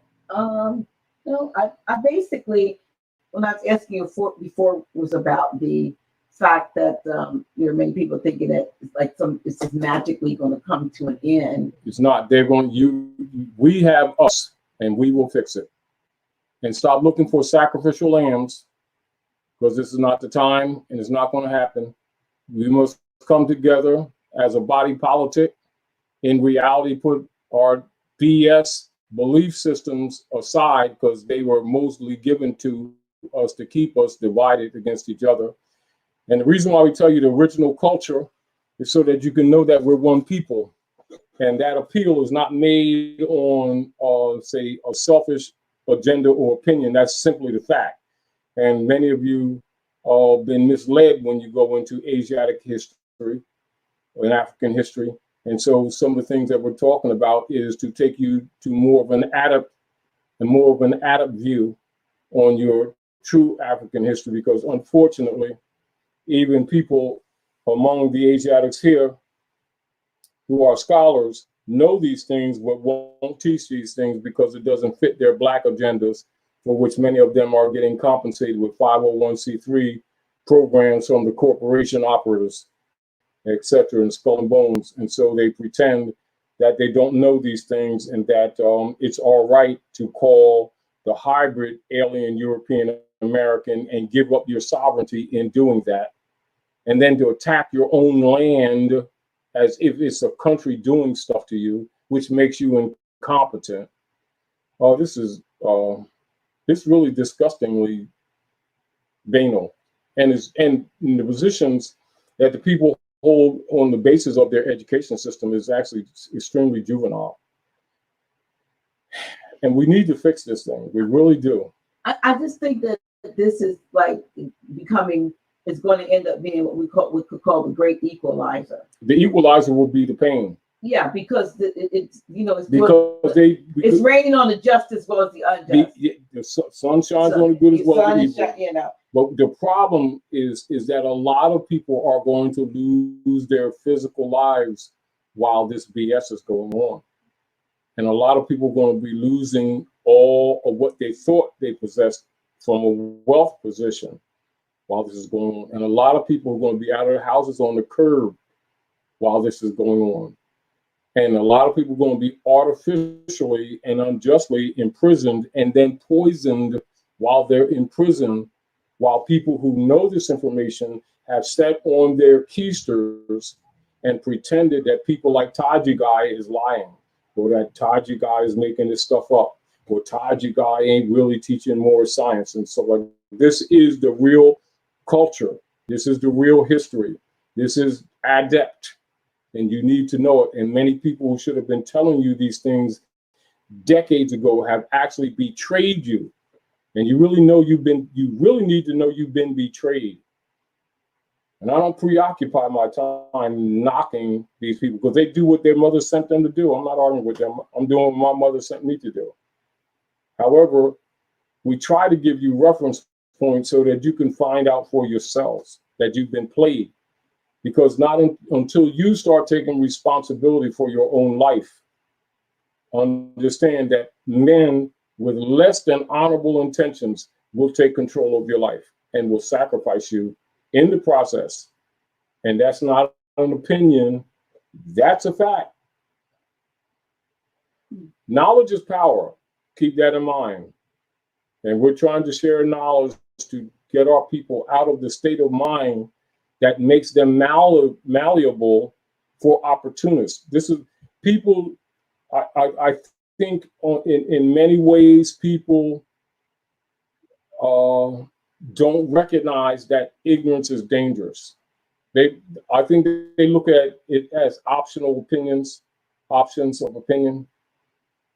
you know, versions of opinion, not knowing that it's actually dangerous to their well-being. Unfortunately, and in reality, present case is a indisputable examination opportunity and conditioning for them to come out of the different states of denial that they've been in and start looking at the real world. And they don't need to take the red pill to do it. Just open their eyes. Because even a child can see that this stuff is not valid, that these people who claim to be government are not their friends. The deal of it is these people don't recognize that these people are preparing to sacrifice them. That's the really, they just think this stuff's going to be, they're preparing them to sacrifice them. So how do we come together and fight back? You know, how do we overcome the planned attack? Man is mind. Right. And until the mind is cleansed, you know, it's a moot point arguing how they do anything. Meaning that if you want to go swimming and you decide to jump off the ship in the middle of the ocean, understand you're going to have friendly sharks swimming with you. It's better to jump in the pool in your yard. And if you're not going to use the intelligence, there's a price for it. And, you know, it's like saying, well, how do we jump in the ocean off the ship and stuff in the big waves and then swim to shore and make it to shore? Well, it's not a good synopsis. It's a point of recognizing when you violate divine law, you violate certain laws that you pay a price for it. It's not personal, it's like saying, well, how do we get together and swim across the alligator pond to the other side safely? Not usually. You ain't got a bridge or you're not going around. Well, some of you might make it. You got a foot left, but if they're hungry, most likely, you'll be meal. So you're saying that we have to kind of roll with the punches. We're going to have to first deal. What I heard you say is that unless you get your mind right, nothing else would matter anyway. Of course, because it's not. Because that's the reality. Because it's like this. You can share with people a remedy. It is up to them to take it. And at the same time, you can't sit back and be frustrated because they're injured for not taking it. You can't waste that energy. It's called casting pearls to swine. Why does nature or divine order send men and women that have what you call projected minds to tell people things ahead of time, to prepare them, to warn them, so that they can, by their own will, either do or not do? Either way, it's a reward, because you reap what you sow. That's the rule here. People disrespect the rule, reap what you sow.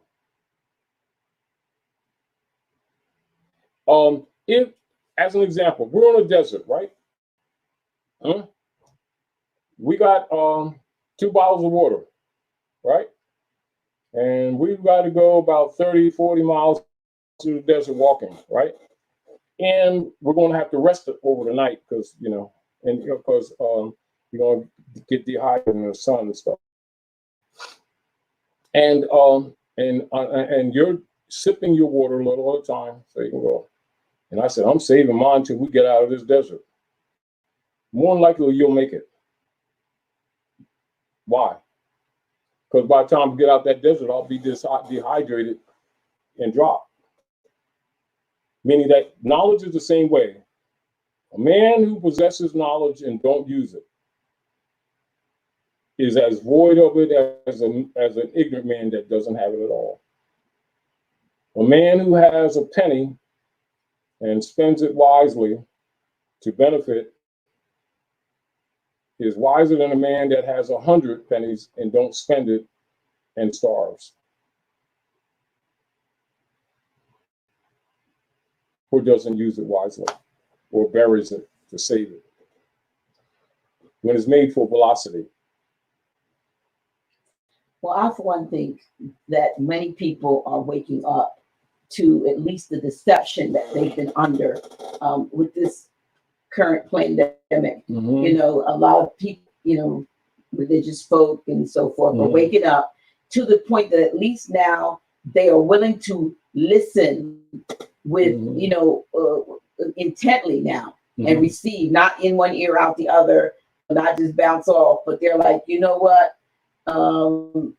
I thought I had a backup plan. I thought I had a savior or a God that was going to come and help me in times of trouble. And right about now, you know, I don't have any more backup than the person, like you said, that's out there on the street. And this is the problem, part of the problem. Well, what I'm saying is that as they're waking up and as they're more susceptible to hearing and receiving the truth, is it possible that a mighty force of more nature comes to the aid? So, but I'm from a standpoint of, you know, we know there's some that are working on establishing government proper, you know, and so forth.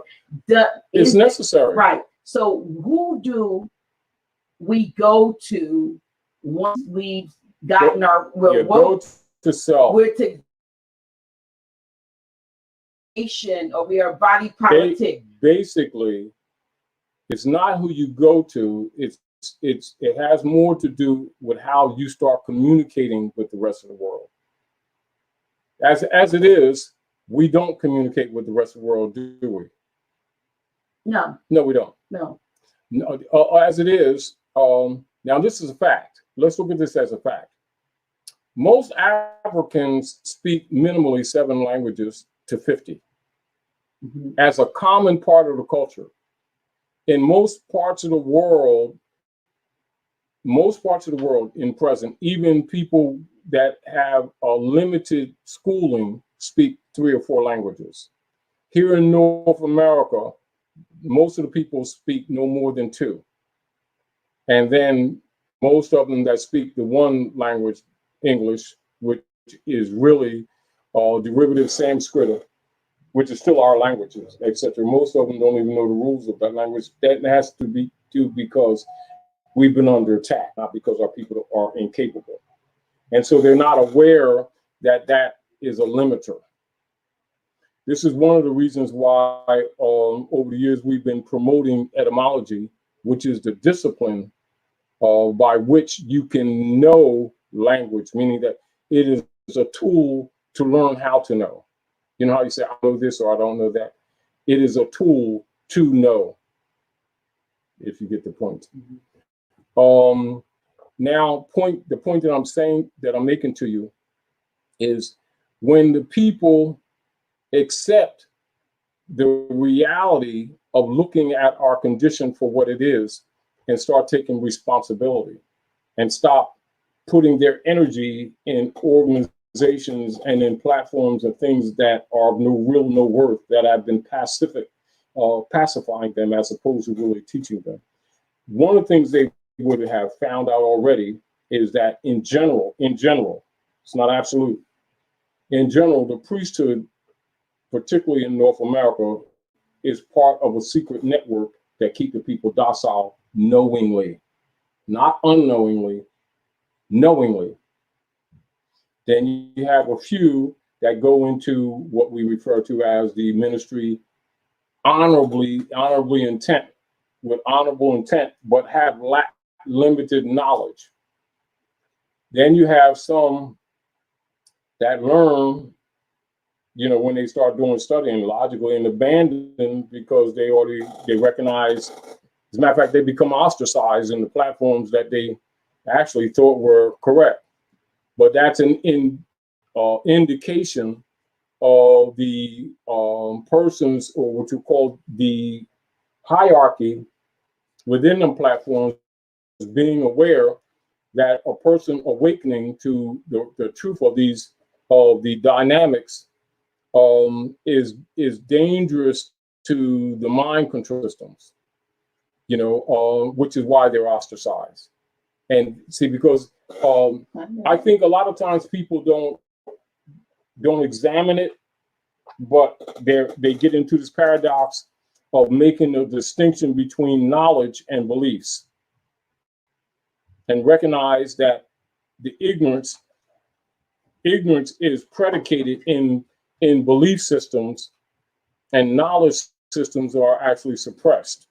But I don't think that a lot of times people look at it for what it actually is. They just simply look at their changing opinions, if you get the point, as opposed to really examine these things mechanically or mathematically, and recognizing that belief systems were indeed by design for mind control. They were not just circumstances of what's called formulated doctrine opinions, that these doctrines were not accidentally constructed, that they were intelligently constructed, but not for the good of the people. I think we talked about this today about, Sister Tamara and I were talking about the fact that it takes 21 days to make a new habit. Mm-hmm. And, many people over this situation have had more than 21 days to not go to these certain places that have been programming their mind, sucking them dry for their finances, Mm-hmm. and with the guilt of not taking care of the house of God, or not making sure that you didn't. I always called, as I was getting out of it, I looked at tithing as a sort of the same thing that the mob would do when they would come into your neighborhood. Because that's exactly what it is. And they would say, if you pay this money, we won't tear your store up.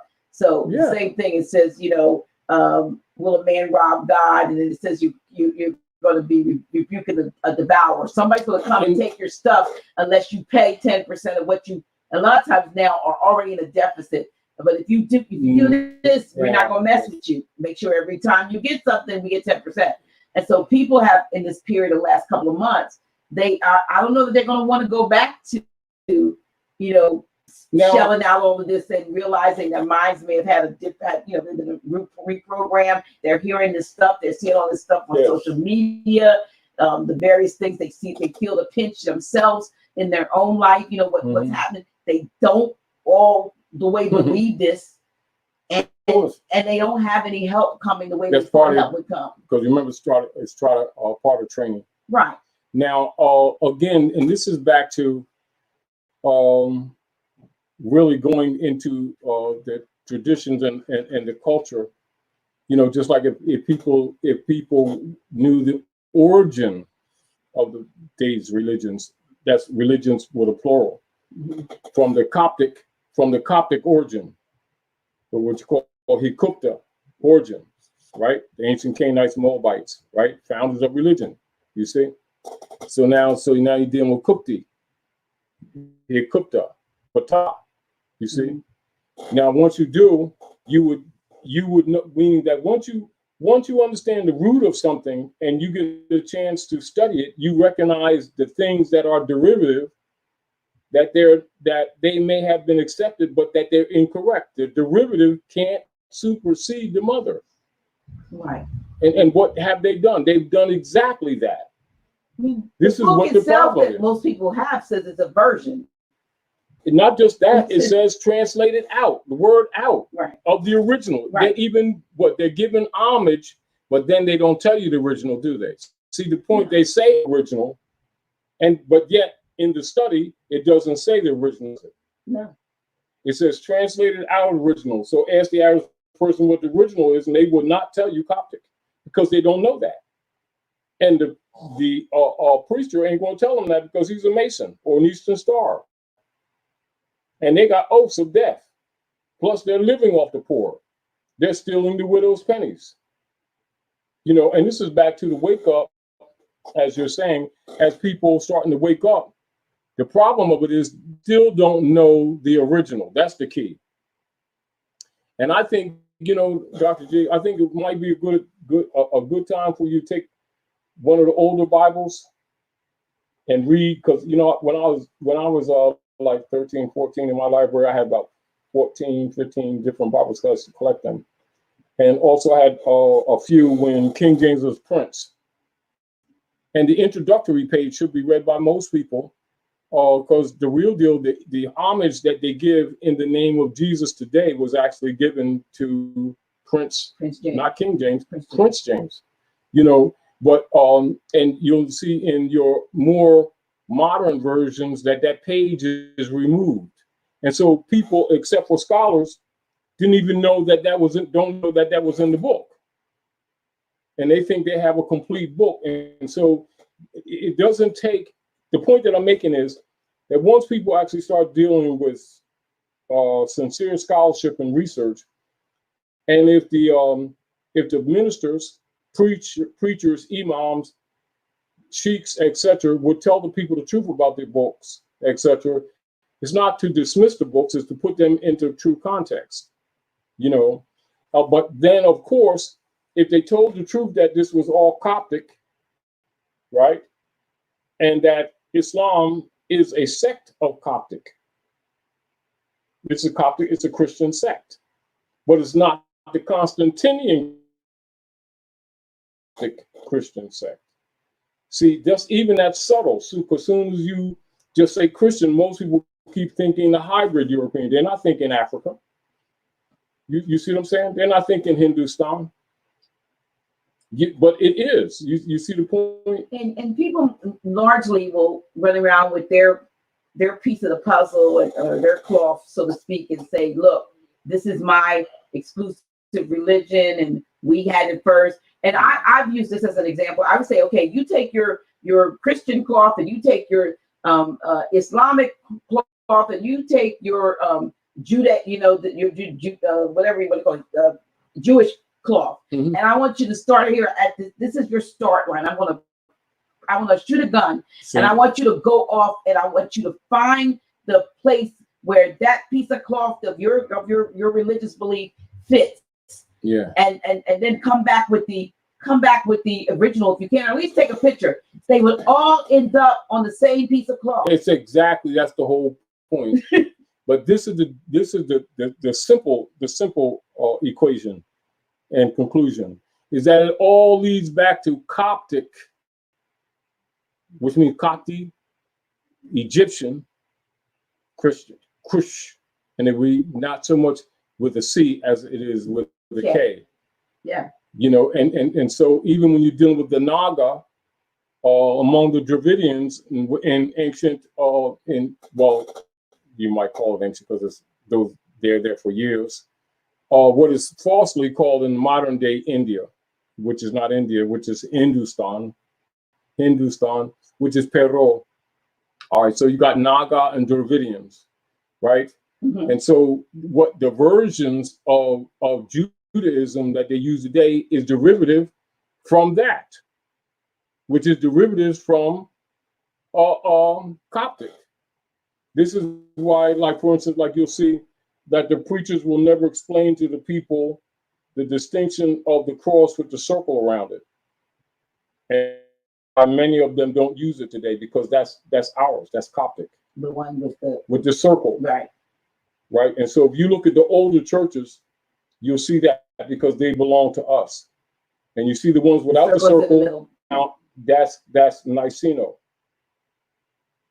You know what I mean? And then you see the one with the two bars this way, you know, that's a tool. Those are tools. And our people look at them as in their mind, the way they're trained, religious symbols, they are actually astrological tools. They're for measurement. They actually are. And so even that subtlety of that fundamental truth of what I just told you is a demonstration of the fact that the people don't get real religion. They don't get religion because their concept about what religion is incorrect. Absolutely incorrect. You know, now from a social economic position, not defending it, not defending it. You can comprehend why, because these institutions would collapse overnight if the people knew that they were built on a fraud and that the people that are peopling them or that are running them knew it all the time. Now, problem is they've always come with this position of plausible deniability when people start finding out. But if you notice that while people always talk about being tolerant about other people's beliefs and everything, do you notice that when people really get into the knowledge of the origins of religion, the people who are running these little clubs get actually hostile? You know, why are they hostile? Because they're sensitive, because you just caught them. And then they'll act like they don't know what you're talking about, or that you don't know the Lord, and you're not spiritually connected. What they're really covering up the fact that you weren't supposed to find out that they're part of the fraud, knowingly, because their art is just like the politicians to play the game of deniability, like their lack of doing certain things correctly is a lack. They don't recall, or they don't remember, or it's not exactly that version. Now they know exactly what they're doing. They know exactly what they did to this planet. They know exactly what they've done to these people. What does it mean to know thyself? To know thyself means to know thy pedigree, to know thy consanguinity, your bloodline, and have a general knowledge of the culture and traditions of your ancient mothers and fathers. It doesn't necessarily mean that you're perfected in it. It means that all the root knowledge is maintained. That's knowledge of self. So how does one learn that? See, to know your mother and your father. That's why they say your honor mother, father. Yeah, your ancient mother and father, when there's been such a disconnect. This is why now you understand Canaanite Moabite, why Drawley brought that on the platform, because he took them to the root. And as soon as you study that root, you're going to go back to Saba. That's what it is. You know, this is why, like, a lot of times, you know, like, you know, I try to share with people to bring them to a certain level of not of thinking, but of will to look at things, and then give reference points, because they'll find these things themselves. You know, like, you know, it's like any, you know, like someone going into like most of our people, right? You'll see people talking about African history, African culture, and they'll talk about the granting of them by the sovereign, of granting them Black history privilege in February type thing, right? And then talk about the history and everything, and then pretend that they don't know our people are Moors. Because as soon as you go into African history, that's the first thing you're going to run into. Why? Because it's all over the world. Though they've done much to bury it, it's like you can't even bury it. I mean, it's you know, it's sort of like it's sort of like the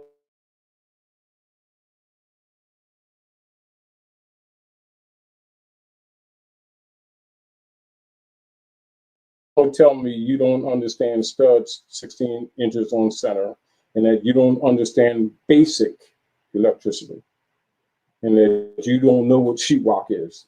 You know, you can tell somebody else that. You ain't getting that off on there. And this is back to, if someone's doing any sincere study, well, not even serious, you know, just casual reading, you know, just grabbing the book, dictionary, what, and you're going into African history and don't know nothing about Moors. When as soon as you go into African history, that's where you're going to go. And then they pretend.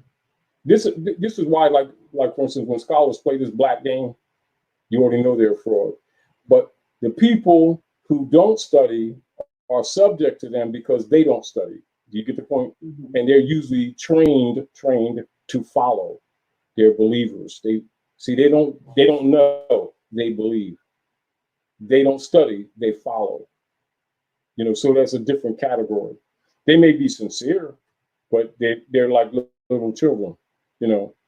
So just like, for instance, like even when like you look up the word black, right?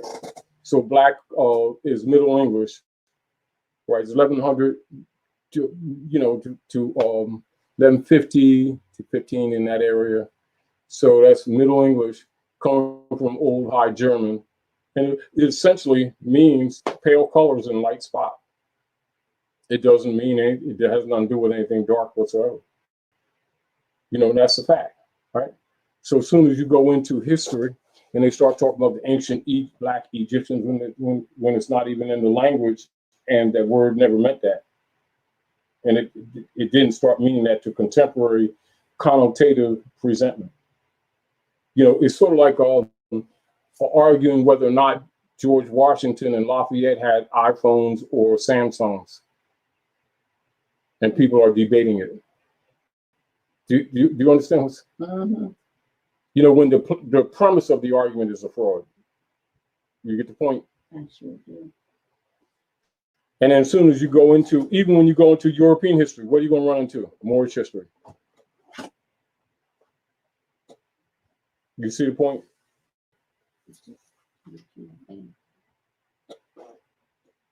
So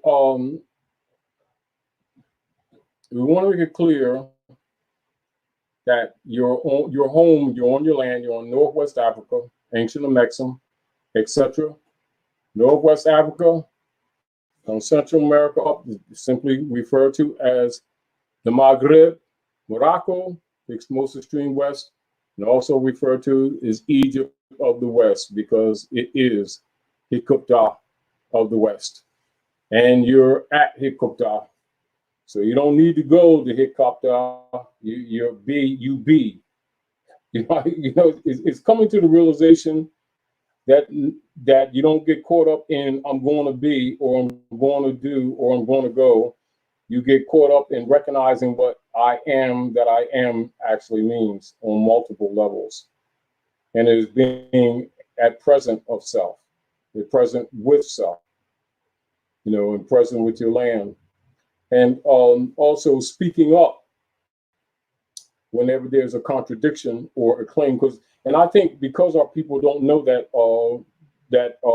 commercial trade is done in trust, and not in trust and in bonds, not in the dollars. Like when they're sitting there going to the grocery store, their concept is the dollar, you know, the green paper in their pocket. They don't know that that's not really how the world runs. That's how local, you know how they say local runs, and so they're impressed from that perspective. In the world, that's not how it works. In the world, it's done with bonds and it's done with credit. All trade is done in bonds and credit. And so what has happened is the world stopped buying U.S. Treasury bonds, a feedback loop automatically created by default, and it was only a matter of time that the feedback loop became self-contaminating, and they will call it quantitative easing. So the people, because they don't understand economics, they say, oh, quantitative easing, that's more dollars. They don't understand what that really means. That means they just robbed you. So that means they just gave you a stock. You have a stock that they sold you in your pocket, and your stock has a face value. And so they sold you a stock, then they made 10 more of those stocks with the same number that they gave to you, and they sold that again. What they did, they just robbed you of 90 cents for everyone. And so our people don't understand that. They really don't understand. And that's what has really happened. And what has happened is that they've done it to the rest of the world, say, no, your assholes ain't getting away with this no more. And that's what we need. We're not giving you our shit. And while you use our resources to build weapons to come back and kill our people. And that's what we need to say about our labor. That's what they're doing. Now let's look at this. And this is back to the point. The people don't even know by law that their labor is not taxable. And these same people who they thought was their government classified them as foreign corporations doing business in a foreign port, and thus that their labor and wages was income, and they've been what? Taxing them on it, haven't they? Yep. And the preacher ain't told them he been getting his piece of the cut too, ain't he? Yep. And they all know it. It's a fraud. And that's part of the fiat system too. It's the extraction, the tax tithing is, or the extraction under the tithe system, etc., is also part of the fraud. It's part of the fiat operations. And so here we are, the people are at Hikuptah, and they don't even know it's Hikuptah. not knowing that actually Egypt is so like a password, a historical password. You know, it's like even not knowing, not that it's wrong, it's a password. Jew is a password. You know, and these subtleties. Jesus is a password. Exactly. You know, you're good at memes. No, and you're good at examining things. And you know, as I was thinking with the introductory sheet or the introductory page of the Prince James Bible, that you take that and you take all the passwords that were created for mind control and just do a meme on them. Or even, you know, one of these times when we're riding with you. You know, really, I'm just saying because that would be such a baptism for many people. You know, because a lot of, you know, very often one of the things that you see is that very often when you're telling the people the truth about history and culture and tradition, they think that you're attacking them as opposed to liberating them. You know, and when you give them placement of knowledge and reference point, I think that would help along the way. But we need more skilled people to teach the people because they're in a very dangerous position right now. And the dangerous position is because the enemy or the opposition is threatened.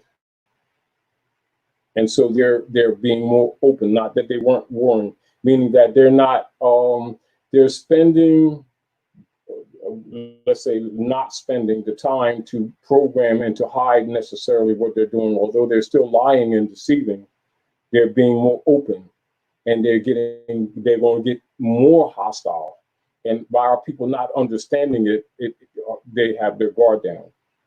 It doesn't mean they need to be hostile, our people, but they need to be mentally stable because a lot of people won't crack under this. And a lot of people, and that's intended. That's pre-planned. That's part of the operations of the psychic attack. It's called psyops. That's part of the operation, known operation, that they would encroach on us economically until some of us would crack up, not knowing what to do. And it's another reason why they're separating the people, because they don't want you to communicate with people that know or have any knowledge so that they can solve some problems.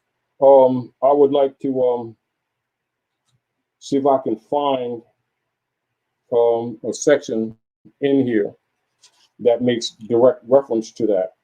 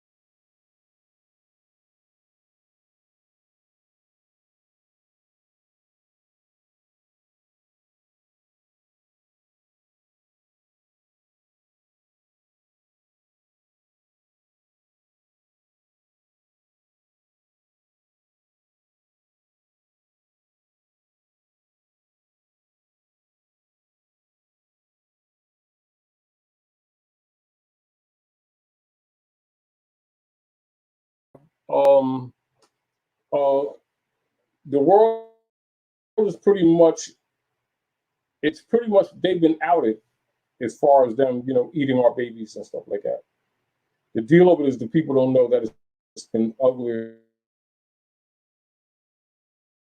They know the people aren't clear on it. It's sort of like they're more trying to defend that or trying to find ways to justify it rather than wasting their time covering it up. But at the same time, they're on attack of people rather than to clean up or justify they want to hurt the people.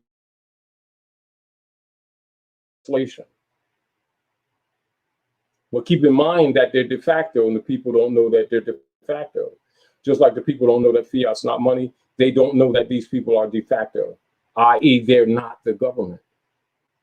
They're actually an organized war machine. And so the people are accepting a lot of the injury under the guise that they're submitting to a legitimate government, when actually they're dealing with Knights of Columbus and Knights Templars warriors, literally. The other deal is, and like I was talking to the brother yesterday, the people aren't aware that the gangs of New York, which comprise the Fraternal Order of Police, which is actually a religious organization, truthfully, that are actually mercenaries of the army now. They're actual mercenaries of the army. And our people looking at them murdering brothers on the street and stuff like that. And they're talking about racism and prejudice, and they're carrying out a military operation. Knowing it changes the paradigm. Do you understand? You know, what do people do when they don't even know the monster that they're dealing with? They submit in areas just the same way. Here we go. As an example, when you see that letter that Pope Francis wrote to Obama, promising that they were going to undo this thing that's been going on for 150 years or more, right? The people still don't get it that these people who they think is their government has been warring against them, even though the Pope himself is saying it. He's literally saying it. And so the people are still operating from this complexion and race argument, which makes them more easy to kill. So they'll deliver their children to get shots to go to school. They just sacrifice their babies. Women will go there with colds, and then they'll infect them. You know, but isn't part of that from the fact that we have gotten away from our culture, so we don't believe that grandmom go in the yard and goes pick up sassafras or certain pig knotting, not all, because some pines are toxic to the body, and deworm them, and within 2 days all their stuff is gone. But they don't believe in their culture no more. They believe in Rome. So they go to Rome, right? Rome poisons them, and then charges them so much finance that they're in debt for all their houses and all their estates forever. And then later comes to take the house because they could never afford the bill. They could be in the hospital for a week and it'd be more finance than they make in 10 years. Do you? Yeah, it's a vicious cycle. But the first thing, as we come to a close, is I know we started an hour later than we originally do, but you have been working so hard. People need to know that you have been working diligently.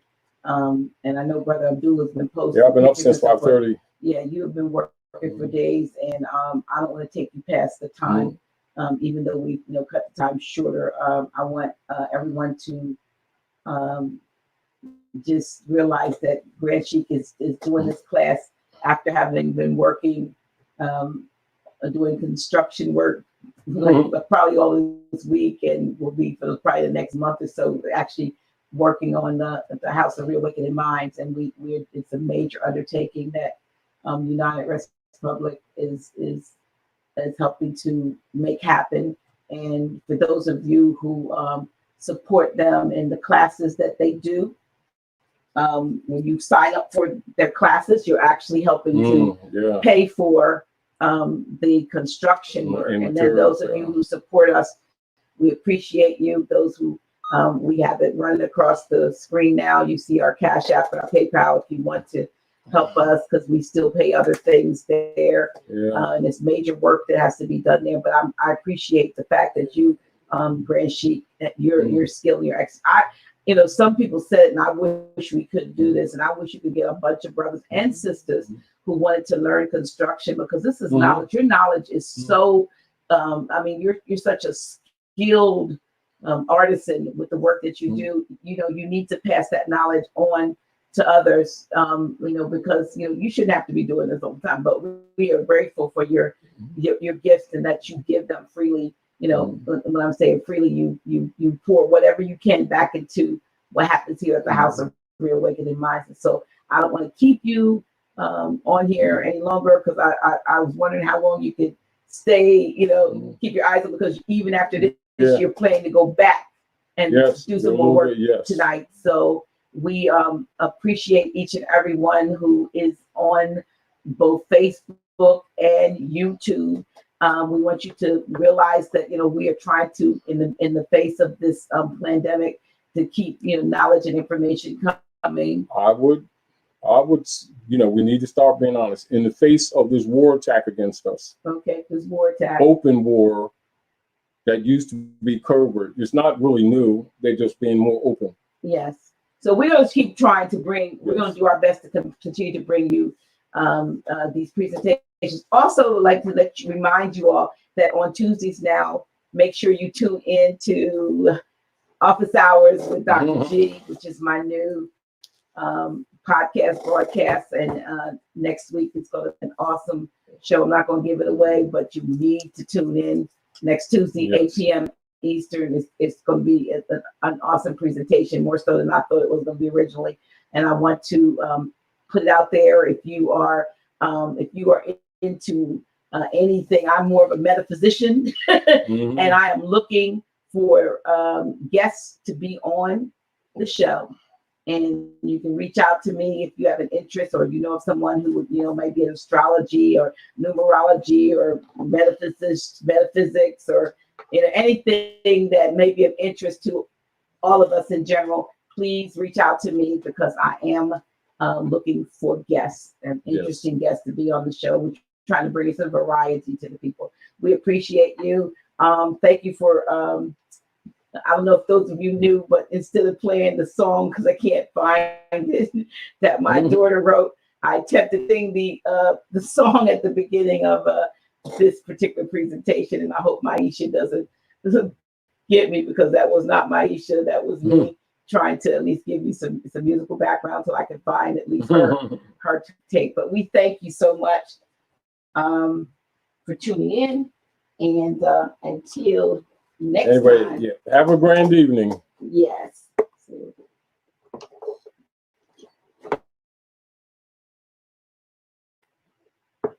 Yeah, Grand Sheik. Okay.